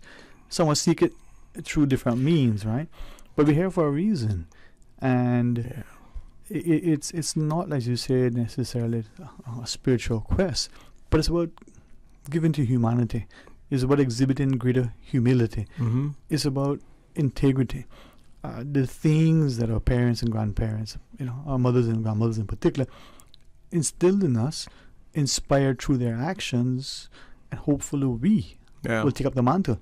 Mm-hmm. But the wealth that we possess, sometimes we don't realize that it is, and as you said, how much money, how much land, how much gold, or even for some, how much gun. It's that thing that, the thing is that we all have to do self-improvement. Mm-hmm. We all have to do personal self-improvements in order to fulfill a sustainable, happy existence. And if your story is only to be told after you die, then maybe, just maybe, that's your eternal life. That's how you live for an eternity, right? Because I think that's the whole concept of the Roman emperors, where they wanted to do things, and that's why every emperor was handed the same name, so that they could live through history, almost like immortals, right? Mm-hmm. Now we here in the Cayman Islands, we're a small place, and we always hearing people talk about various things in which affects them from a social standpoint, because there've been a mass social deterioration in this country simply because of our open door policy, where we allow everybody from anywhere in the world to come to Cayman, understand the system that is in place, whether it's good or bad. I think we need immigration reform, labor. We need a lot of reforms in this country in order to better hone the shape of what we want to look like and where we want to go moving in the future. So, but right now, the only seemingly opportunities is for someone to come here, and I have nothing against anyone. Let me just state that for the record. Set themselves up in the systematic structure that infrastructure that we have, get themselves to a certain place, and then they can then have this upward mobility without any issues once they have applied with the requirements that is allotted or set out for them. Now, I say all that to say this: when we look at the transformation of the Cayman Islands over the last 40 years, and we look at the mass injection of different cultural identities, right? 130 different nationalities. And if you were to go in and try to create a pivot balance on a scale where, here's this group, here's that group, and here is us, is there a balance? 100% not. Problem is that every government, including this one, have all had to face the same set of issues. But have we seen any of them prioritize the national existence of the local people? We haven't. We see where we've been more disenfranchised in the last 20 years than we ever been in the history of the Cayman Islands. How is it that we went from forefathers who formed a properly ran society without any interference from the Foreign Commonwealth Office, because they forgot about us back in the 1800s, right? It was only until they visited Jamaica and they realized that we didn't have a governor, and they made us rule under the Jamaica governor, because they needed to imply the proverbial rule of thumb to say, oh, well, they need a master. But how we came from that to the seamen, to the hard-working seamen and the integrity and the ambitious people, to now all of a sudden Caymanians are lazy and they don't want to work, and now we're not second-class citizens in this country. We're fourth-class citizens in this country because we have to go out and prove that we Caymanian so we can be a Caymanian. In Cayman. In Cayman. All right. We're going to pause and take that break. Phone lines are open, though. You can call and share your thoughts, so stay tuned for Talk Today. They say variety is the spice of life. And that's why at Subway, we're introducing the new Boneless Hot Sub. Say what? The premium sub brings new ingredients like spicy breaded boneless chicken, French's crispy fried onions, and buffalo wing sauce, bringing a zesty and flavorful experience with every bite. Add some of your favorite veggies, cheese, and ranch sauce of your choice of freshly baked bread for the ultimate boneless hot sub. For a little spice in your life, try the new Boneless Hot Sub from Subway. So good and tasty. And make it a meal with a drink and chips or cookies. Subway. Eat fresh. Increase your chance to win during the Rubis Pure Joy promotion. Don't miss Top Up Tuesdays at Jose's Rubis. Reflections offers you gas for less. Earn a stamp each time you spend $25 at Jose's Rubis. Collect all 8 stamps and you're entered to win cash, laptops, phones, and smart TVs during the Rubis weekly giveaways. Plus a grand prize of a piece of land in Grand Cayman, valued at $150,000. What? Are you serious? Ensure that you're healthy and fit before you visit with family and friends. Reflections offers 2 lateral flow test kits or 10 stylish black surgical masks for only $10. Purchase Reflections gift certificates for your loved ones and get entered to win a $150,000 piece of land during the Rubis Pure Joy promotion at Jose's Rubis. Radio Cayman News. More than 50% of the detectives are focused on bringing the groups involved in the recent robberies to justice. We've got twice as many armed units on the road. This weekend, there were 4 violent woundings across Grand Cayman. World champion swimmer Jordan Crooks, the fastest sprinter in the pool for the 50-meter freestyle event. Radio Cayman, your voice, your choice for today's biggest news. Did you know that ValueMed Pharmacy has a free online prescription service? Managing your health and medical requirements has never been easier with ValueMed. Simply visit value-medpharmacy.com. That's VALU-medpharmacy.com and click the Refill Prescriptions tab on our website. Fill in the information for new prescriptions or refills and choose your preferred pickup location. ValueMed on Walkers Road or Town. Then bring in your original prescription from your doctor when picking up. There's no need to stand in line and wait for your prescription. Save time and pick up prescriptions at your convenience by visiting value-medpharmacy.com. That's VALU-medpharmacy.com. Have you heard about Votex Stars? Votex Stars is a Chamber of Commerce workforce development program that encourages Caymanians to pursue careers in trade careers. This year, 6 Caymanians were chosen for their significant contributions to their industries. Alison Hidalgo, Water Sports Operation Manager, Antoine Powell, Air Conditioning Technician, Devontae Wright, Firefighter, Joshua Smith, Heavy Equipment Operator, Cameron DeHue, Dive Instructor, and Lakeisha Mason, Plans Examiner. The Chamber of Commerce Votex Stars is sponsored by Foster's, Health City, Inspire Cayman Training, Cayman Contractors Association, and the Cayman Islands Government. Visit caymanchamber.ky for more information. Williams Productions is proud to bring you the 2022 New Year's Eve Gospel Concert, West Hampton. And Adam Crabb.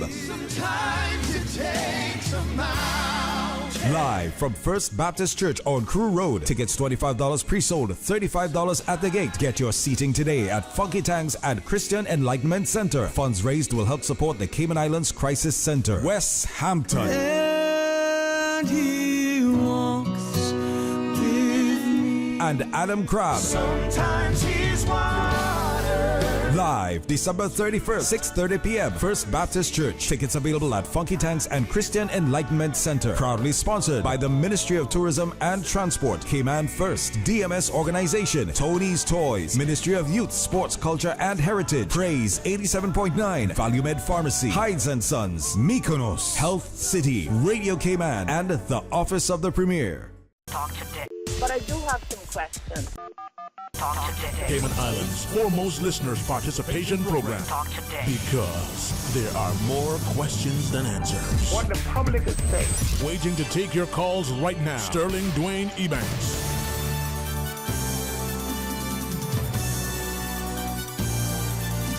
Hey, good afternoon, welcome back, and thanks for joining us, and thanks to Mario D. Rankin for being our guest. Hey, 949-8037 or 949-6990. Likewise, you can call toll-free 1-800-534-8255. Mario, as I listen to you, I'm recognizing that there's a lot of us questioning things, a lot of talk in many respects. But I'm wondering, A, who's listening, if anybody? And B, what action, if any, will we take? Well, what I can, excuse me, what I can say to you in regards to who's listening, there's a huge paradigm shift that has taken place. I think there are a lot more younger people who've had an opportunity to go off and get tertiary education, get exposed to international arenas, be able to understand some of the issues that we have in here and been having for decades. And they come back and then they start to express their personal concerns. Now, we know for sure that at this particular point in our history, it's the largest population by far, and it's the most educated Caymanians from a going to school standpoint than we've ever had in the history of our island, right? Because we know most of our seamen went away with no education, some with maybe a third grade education, whatever the case was. But the fact that they went to sea with very limited education and came back as captains and chefs and all of these things that they attained while they were away, it just demonstrated the resilientness of our culture and who we are as a people, and that no matter what the adverse situation was, that they were able to overcome it. And for anyone who doubt how adverse and resilient that generation was, you can go online and you can download Daniel Ludwig's memoirs, and it's like $2.99, whatever it costs, and read it. And you'll read that he specifically talked about the people from the Cayman Islands, right? And I encourage people to do that because it's important that you understand the stock in which you come from. Is that it then? We don't have that pride in ourselves? Well, I think what's happened in Sterling is that we've been subliminally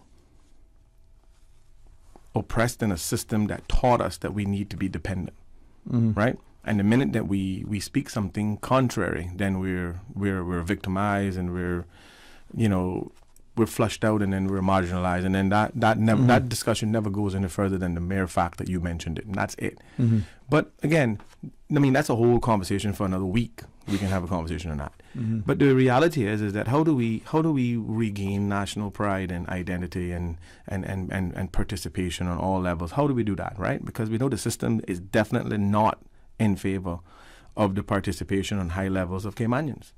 And we know that for a fact. Now, we talk about it all the time. The same people who are in politics now sat one day when they weren't in politics and complained about the very same system in which they're in charge of managing right now.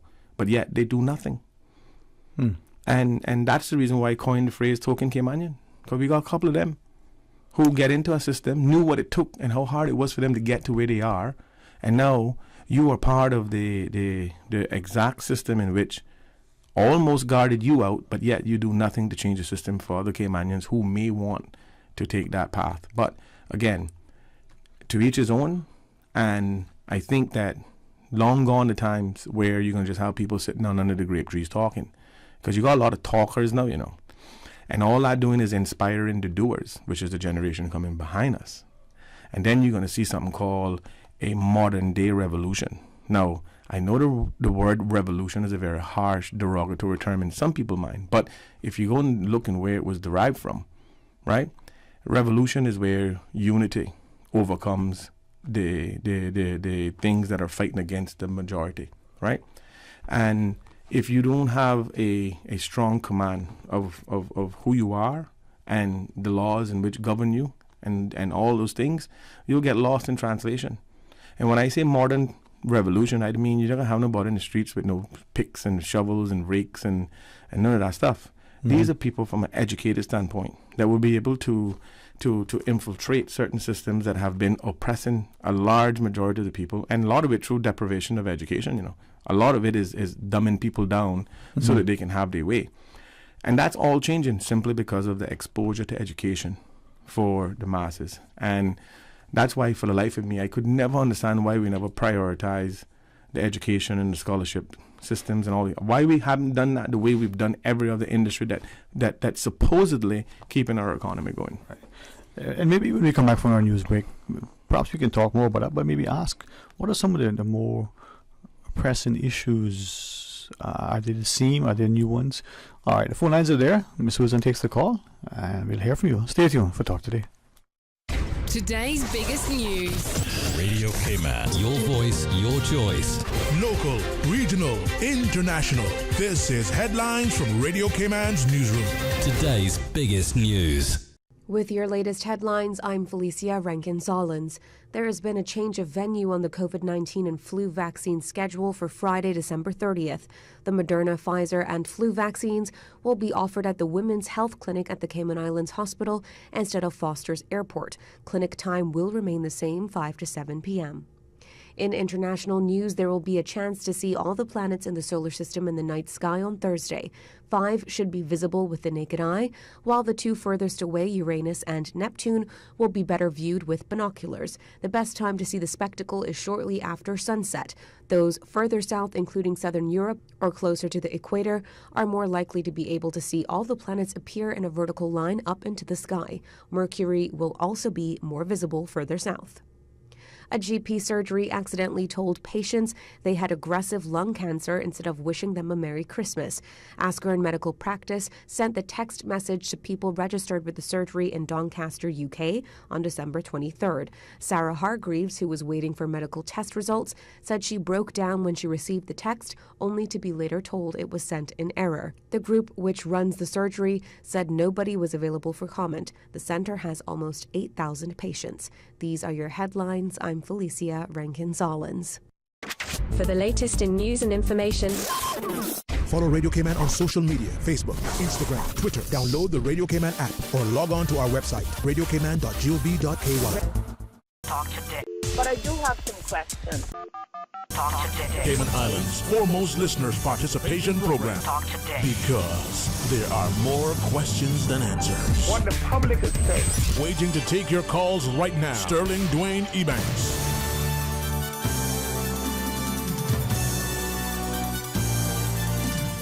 Hey, good afternoon, welcome back, and thanks for joining us, and thanks to Mario D. Rankin for sharing with us. And I'm hoping many things, not just praying, but I'm hoping that we will as a people, Oh, yeah.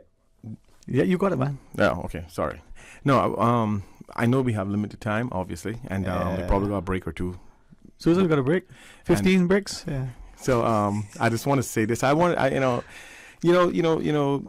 it's one of those things where, and forgive me if I keep calling you the wrong name. No, it's the right name, Sterling Dwayne Ebanks. Okay. You know what I mean? All right. My apologies. If I you're most welcome, man. I don't like botching people's names. No. You don't. I wanted to bring this up simply because I think it's a matter of national importance. Mm-hmm.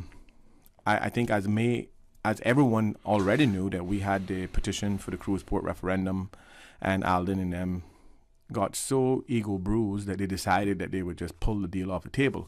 But it didn't change the fact that we legally registered the signatures of a petition that triggered Section 72 to trigger a referendum, which they didn't honor, right?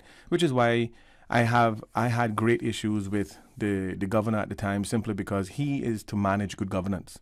And the fact that the people, fulfilled the requirements of the Constitution, triggered a referendum legally, registered through the legislation office and cabinet office, but yet no referendum was ever had. Now, what I will say, because you had all these people complaining about the cost. But now that we see that the PAC government has agreed to have a conversation to do a referendum for gambling and marijuana, I'm saying to myself, okay, well, this is brilliant. Well, we need to just attach the cruise port referendum on to that.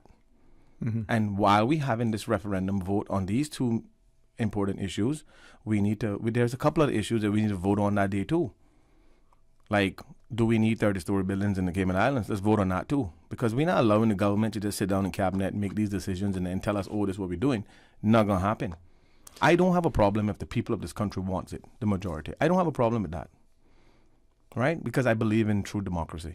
So at the end of the day, since we're taking this opportunity to venture down this road, then why don't we find all of the pressing issues that is a matter of national importance and let's add them to this referendum? Would probably be a good use of resources. One question versus 5, it certainly wouldn't cost 5 times as much, right? All I'm saying is this, is that every single registered voter in this country deserve the right to have their opinions registered and honored. That's all I say. Otherwise, what's the purpose of being registered to vote? Yeah, as I listen to you, though, I'm thinking not only the issues that perhaps should be put to the referendum, if that's the route we're going to take, but the way questions are worded. Think back to, it could create a different outcome. Well, the thing is that's why I thought that the referendum law was imperative to be properly written and expressed in clear language, that there would be no discrepancies in terms of how a question should be asked in regards to the subject matter. Because you could ask a question that is leading or misleading. So we have to have a full set committee that vet these things to make sure that once we agree for a referendum and this is the subject matter, okay, this is how the question should be posed, that it creates no influence. As neutral as clear as possible. Yeah, and that's how it should be. Yeah, and I think too, maybe as I listen to you, have we had sufficient education, public participation on the issues? Well, again, the purpose of having 25% of the electorate sign a petition in order to trigger a referendum, you know how much work we had to do in order to educate people on the subject matter in which we were petitioning for? Because you had people that asked very important questions, and we sat and we answered every one of them. That's why we had public meetings to educate, so people understood what it was we wanted to vote on. Because, you see, I think people misunderstood. They just thought we were anti-port. No. We wanted to have an opportunity to vote whether we wanted it or not. Because we're not building something that you could pack it up. It's not a tent that you put up tonight and take it down tomorrow. Yeah. This was going to be a permanent structure that would have permanent damage to that environment area. So at the end of the day, we needed to vote on it. We didn't need a bunch of politicians who sat down who were influenced by the conglomerates to say this is in the best interest of the Cayman Islands, but you're not having a conversation. Because I saw where Mr. Panton did say on the floor of the House about the 30-story buildings is that they were going to have public consultation. Well, let me just give him his public consultation right now. Put it on the ballot. Let's vote on it. That significantly would impact not just the physical landscape, the skyline, the environment, the social dynamic. I mean, that's a significant change. Well, you see, I know a lot of people there's a lot of developers out there, let me just say that may feel that when a person like myself and other persons may express negative views in regards to 30-story buildings, that we're anti-development. But that's not the case at all. I am pro-development, but sustainable development, something that is inclusive of who we are as people. And at the end of the day, we think that we should tear down and build everything new, whereas other countries around the world, they preserve and they restore certain things because it's their identity, is who they are. Here we got a bunch of people who run around with deep pockets, right? Who go out and influence people, wine and dine them, for lack of a better term, and influence them into thinking that we need high net worth people around here, so we got to build high net worth infrastructure to accommodate the high net worth people so that we can generate revenue so that the trickle-down effect can continue to happen, where everybody that now on the bottom is catching the trickle-down and people on the bottom never catch it, never feels it, sees it, or even have the opportunity to benefit from it. So when you have politicians who can sit in a room privately and have a conversation about, oh, well, they don't know the benefits of 30-story buildings and the accommodations, and we want to bring in people who are spending $600,000 a year at the Ritz-Carlton, okay? Because these are the type of people we need to attract. But what we failing to understand, is that no matter how good a car engine is, that car is disabled with no tires, okay? The tires is what carry the weight and carry the vehicle. And the way I look at it is that we the tires. And all they want to do is keep putting on engine parts. And we the ones that carrying the weight. And all I seen is where they're thinking that, oh, because we getting little jobs in the construction or we getting little jobs with the equipment and we selling material and the little trickle down money is what keeping the economy going. But yet, the people who are enjoying this so-called dream that they're building are not the people who are from here or want to call here home. Because those high net worth people that they're referring to are people who buy the condos and the homes and come once or twice a year. Okay? But again, there's a lot of dynamics to that discussion. And you have a host of opinions in regards to what everybody may think is right. But I can tell you, no 30-story building are being built in the Cayman Islands while the people of the Cayman Islands is ready and waiting. If on the wall pass a bill or in caucus or in cabinet to build 30-story buildings, we go in referendum. Let me just put that out there in the public today. No 30-story building going in the Cayman Islands without referendum. If the people vote for it, then fine. I have nothing to say. We're speaking to Mario Rankin. I'm looking at a couple of comments from some of our listeners, and you seem to have struck a chord when you were speaking about referendum and the idea of increasing development. This particular listener has asked a question. Well, if the government of the day has elected and has decided it's going to do something, what, if anything, can, and I'm just wording it a little bit nicely, what can the public do? Well, let me just remind that person. Yeah. So I'm going to just assume, and I'm not going to point any fingers. I'm not going to judge. Yeah. That person obviously wasn't around when we launched CPR and stopped a decision of a government which spent $9 million of the Cayman Islands money promoting it, which was the PPM government trying to promote a cruise berthing facility. And Alden admitted on the podium there was over $9 million spent. So why are we pulling the plug? So yeah, they might be duly elected, but they're also duly obligated to the requirements of the Constitution. And prior to 2009, the people of these islands didn't have a leg to stand on. But when ironically the PPM government reformed that constitution, it gave us Section 72, rights to referendum. And we have already expressed that right and was successful doing so. Okay. This other listener has shared, it seems that we have governments or members who we elected. So governments, and I would assume that would mean from when till now, and members whom we elected who seem to be no more than lobbyists for special interest groups. Well, that's typical politics, though. I mean, that's 101 politics. The special interest groups fund campaigns of certain politicians to go in and champion their causes. That is 101 politics. And that, my friend, is what we need to change. We don't need people in there serving special interest groups' needs. We need them in there serving the needs of the country entirely. Social welfare, education, housing, health, all these things need to be prioritized. Yeah. But as I listen to you, and it was more perhaps academic. I read that comment, reread it, I heard your response, and it would kind of, in my mind, kind of almost an incestuous relationship, equate to a scenario where the politician whom we elected is serving a role other than policy formulation and the like. It's to be what may be akin to other jurisdictions where you have a designated entity that is paid to lobby a government for certain things. So we've conflated the two roles, right? Well, did anybody ever stop? And I'm sure a lot of people have. I say this I mean, I say this with a very kindest of feelings, right? So let me just say this.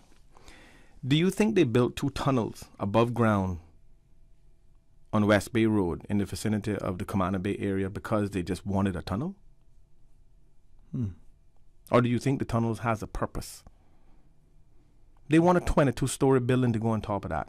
Hence the reason why we hear our government toying with the idea, and that's why McKeever, who has nothing to lose, can file this through the House. You think any other members wanted to file it? They didn't want to take the heat. McKeever already taken all the heat, already on his exit, on his way out. So McKeever, you file it and we'll debate it in cabinet. But wasn't it passed unanimously?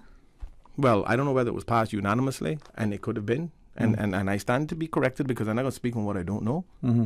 But what I will tell you is this, is that they're not building no 30-story buildings or 20-story buildings in Cayman, whether they pass it or not, because we're going to referendum.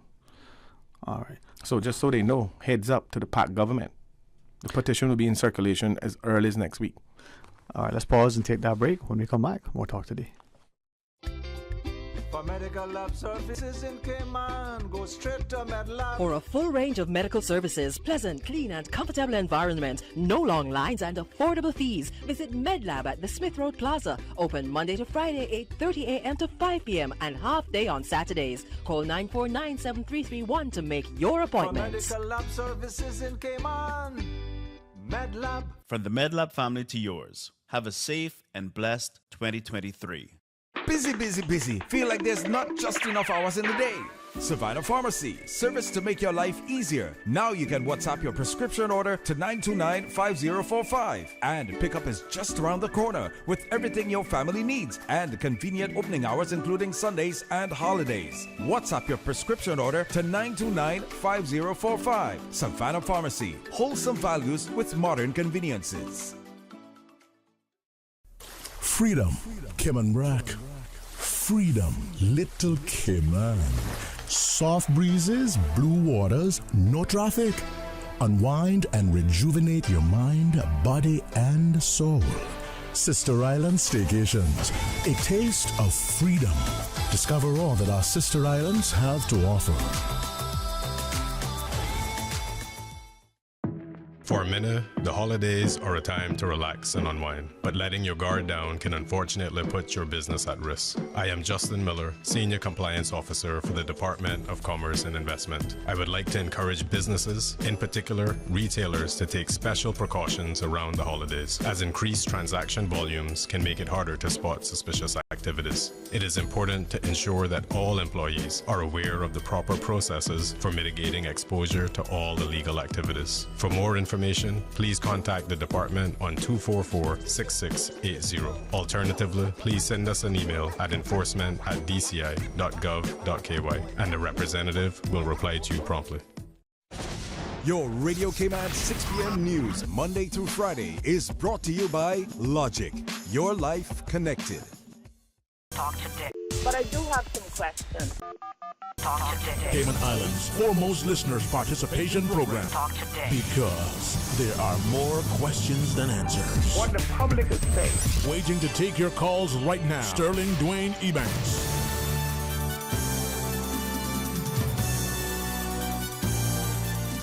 Hey, good afternoon. Welcome back, and thanks for joining us. And we will, just as a reminder, not having a show tomorrow. It's going to be some excellent music as usual. So even extended, music to get you ready for not only New Year's Eve, but the dawn of the new year. Very grateful to Mario D. for sitting and sharing. Now, people listening to you would hear the passion. Be reminded of how a community is galvanized, that they can come together and through unity impress upon the government what they see as essential to healthy democracy relative to CPR, the Cruise Port referendum and the like. Right. But there are many issues facing. I'm particularly inspired by Chad Anthony Powell Jr.'s presentation in the UK House of Commons as the UK Youth Parliament. Not because only of his eloquence and the impassioned plea, but he's been saying something that many of us had said. I got in, somewhat of a discussion with people long ago when I said we were facing a similar thing. Our young people are unsure if they have a future in Cayman. They're concerned that they don't have opportunities to buy or even to rent. Well, it goes back to the point I made earlier, you know, and I asked the question here right now without any fear. Why did it take for a young person as young as he is to say it in the UK Parliament for people to actually listen and react? Yep. It just tells you, it reminds us that we are not a proactive society. We are a reactive society. We've become very reactive. We wait till it got to that point where someone who's young and concerned about his very future and maybe his friends had to publicly say it. And I'm cutting you. But in his utterances in the UK Parliament, did you really penetrate everything he said in the beginning when he said, listen, I listened to everybody talking about global warming and all that But I stuff. won't tell you. He said, but hold on a minute. Right? Yep. And as national as global warming is, the kid knew that wasn't more important than his future and people like him. And that right there, that was the most impactful part of that entire speech for me. No, man, you're right. It's very much to what you shared, you know, the nicest of cars without the tires to run on, right? So what I would like to continue to do, as I always have, and to no benefit financially or any way. Let me tell you something. Contrary to what people may believe and people may think, because not everything glitter is gold, you know. You hear what I tell you? Not everything glitter is gold. That's a fact, and you can take it from me. I've experienced just about everything possible, humanly. I can tell you.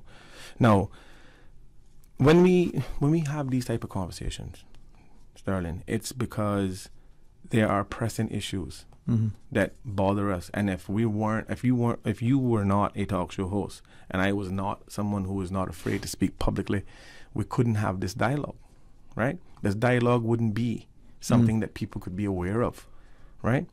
And I'm not gonna ever say that more people should speak out publicly. You know why? Because that's not their role. We bring it to the forefront because we are not afraid to do so. And they can come and support whatever movement it is that we need to support by signing a petition. My ultimate goal was, in the beginning of the CPR thing, is to create a committee of people who have access to these registered voters, who are always kept informed and in loop to the happenings that are around us, so that every time we needed to imply the people's power to trigger a referendum, we didn't have to do the extensive campaigning and signature drive that we did on the first one. That was a learning, cemented opportunity exercise. What I wanted to do was that we kept in touch with every person on the registered voters list, keeping them informed, using platforms like this, having public information being sent out, have a committee that focused on that. So whenever the government went in and done something that they thought was in the best interest of the people, and the people thought otherwise, we can have those signatures on tap to say, okay, guys, here is what's happening. Here is our belief. If you agree, let's get this petition to the point where it needs to be. Let's trigger a referendum so we can vote on this. The proverbial 20th member of parliament is the people. And the power to elect parliament is the people. So we, the people, are ultimately the full power. I think I appreciate you reminding us, because if in fact we live in a democracy, then whether we're a civil servant, whether we're employed by one of the monopolies or a large, private sector entity in financial services or development, we should have, without fear of retribution, the freedom to ask a question at the very least. Right. Perhaps to stand publicly and share something. Nobody wants to disrespect their parents or bite the hand that feeds them. But if you live in an honest, loving, nurturing household, you can question your parents. You can get into a discussion with them and benefit from their wisdom, but also impart something that you learn. Well, the thing is that during the CPR exercise, and I know a couple of the members can attest to this, we were faced with the fact that, why are you going against the duly elected members of parliament? You had confidence to elect them, so you should have confidence into accepting what they believe is in the best interest of the island moving forward. And it reminded me, and I've used this expression to them. I said, listen, Machiavelli got a book called The Prince. In chapter 4, he spoke at great lengths of politicians who were out of touch with their community. He said, because he ran for politics and got in and lost his seat very quickly simply because he thought that he could control, or he thought he knew that environment by living on the outside of it. He said, in order to understand what people go through, you have to live in that environment and feel what they're going through. He said, otherwise you will be disconnected and you will lose your seat. So when I hear a person say to me, oh, well, you should have confidence that they know what's best for you because you duly elected them and that's the way the wind blows. No. It is also our collective responsibility to be aware and understand the surroundings that we are in as an individual, so that everything we do from a voting standpoint is something that you feel and is in the best interest of the island, yourself, your community, because you've taken the time to understand it. And sometimes some people don't have that time because they're pressed with work and they have children to feed and family to raise, whatever. That's why it's important that we have these dialogues, that we do the legwork, we articulate it in a way that they understand it from a layman. And that's why this is why I keep going, you know. Yeah. I keep going only because I got 3 children, Sterling, okay? And the least I can do is try to leave something better than what it was, because generation now is responsible for generation next. That's my personal opinion. I appreciate that, because we need to have that sort of ethos inculcated where we are not only our brother's keeper, but we draw alongside in such a way that we ensure that they're supported, they're nurtured, they're given a sense of freedom and independence, but they also can benefit from our experiences, our wisdom. And I wonder to what extent, as voters, we're being duped by the politician who taking, you know, the page from Machiavelli, as you know, who comes into the community, who ensures that, like everything else, it's a strategic approach to stay in touch. Right. You know, I'm going to go visit, you know, houses on a rotational basis. I'm going to make sure I get statistically a number that keeps me popular. But if the voters are not sufficiently informed, involved, engaged, and courageous enough to say, well, you came over, you know, you did that, but that's what I expected you. You're employed to do that. You remember, I'm your employer as a voter. You're the elected member of the House. You're my employee. That's the dynamic. Sometimes we fail as voters to appreciate that the power is in the pen. Well, the word minister was derived from servant, you know. Yeah. Minister of religion, you know. So people must understand that they may be the minister of a portfolio, but they're the servants of the people. Yeah. So at the end of the day, we need to understand the true essence of our power. Yeah. And we need to remind them if we need to every single day. Well, I appreciate you sharing your perspective. I appreciate that we live in a community where we have differences of opinion. We can have, you know, public platforms like this, where sometimes people go out on a limb to ensure that there's a voice. They take their legs for it, but it's healthy. Well, I just and to your point about the ministers and the servants and what they're there for and the power of the voter, right?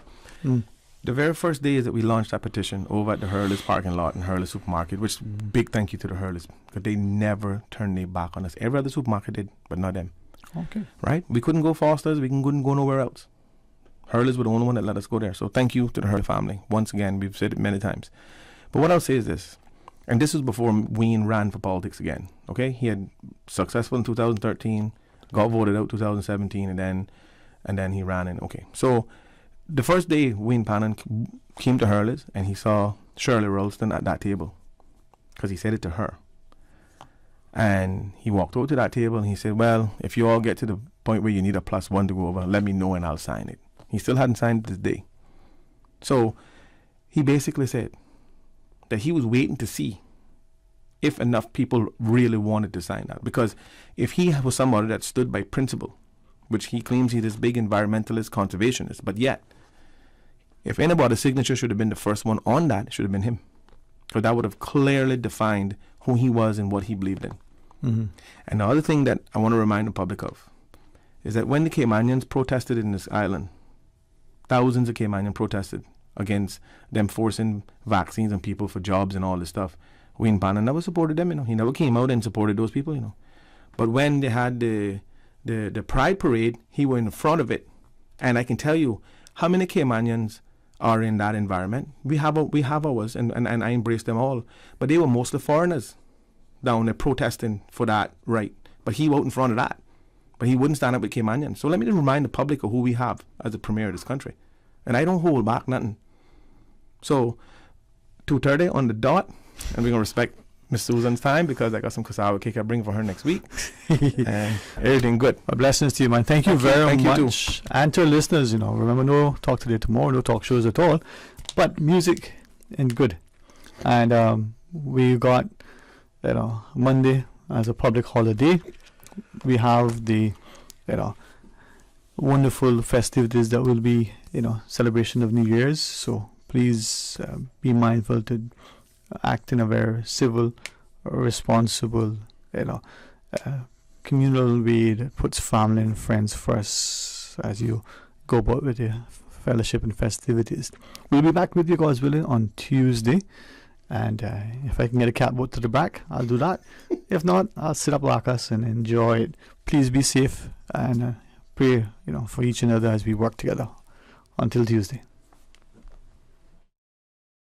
Talk Today is brought to you by Subway, open 24 hours in Countryside, Anderson Square in Georgetown, and Centennial Towers in West Bay. And by the Ministry of District Administration, Tourism and Transport. Explore your history, explore your land, explore your sister islands. MedLab in Smith Road Plaza, your complete medical laboratory solution. Call 949-7331. And Savannah Pharmacy in Countryside Shopping Village, convenient opening hours including Sundays and holidays.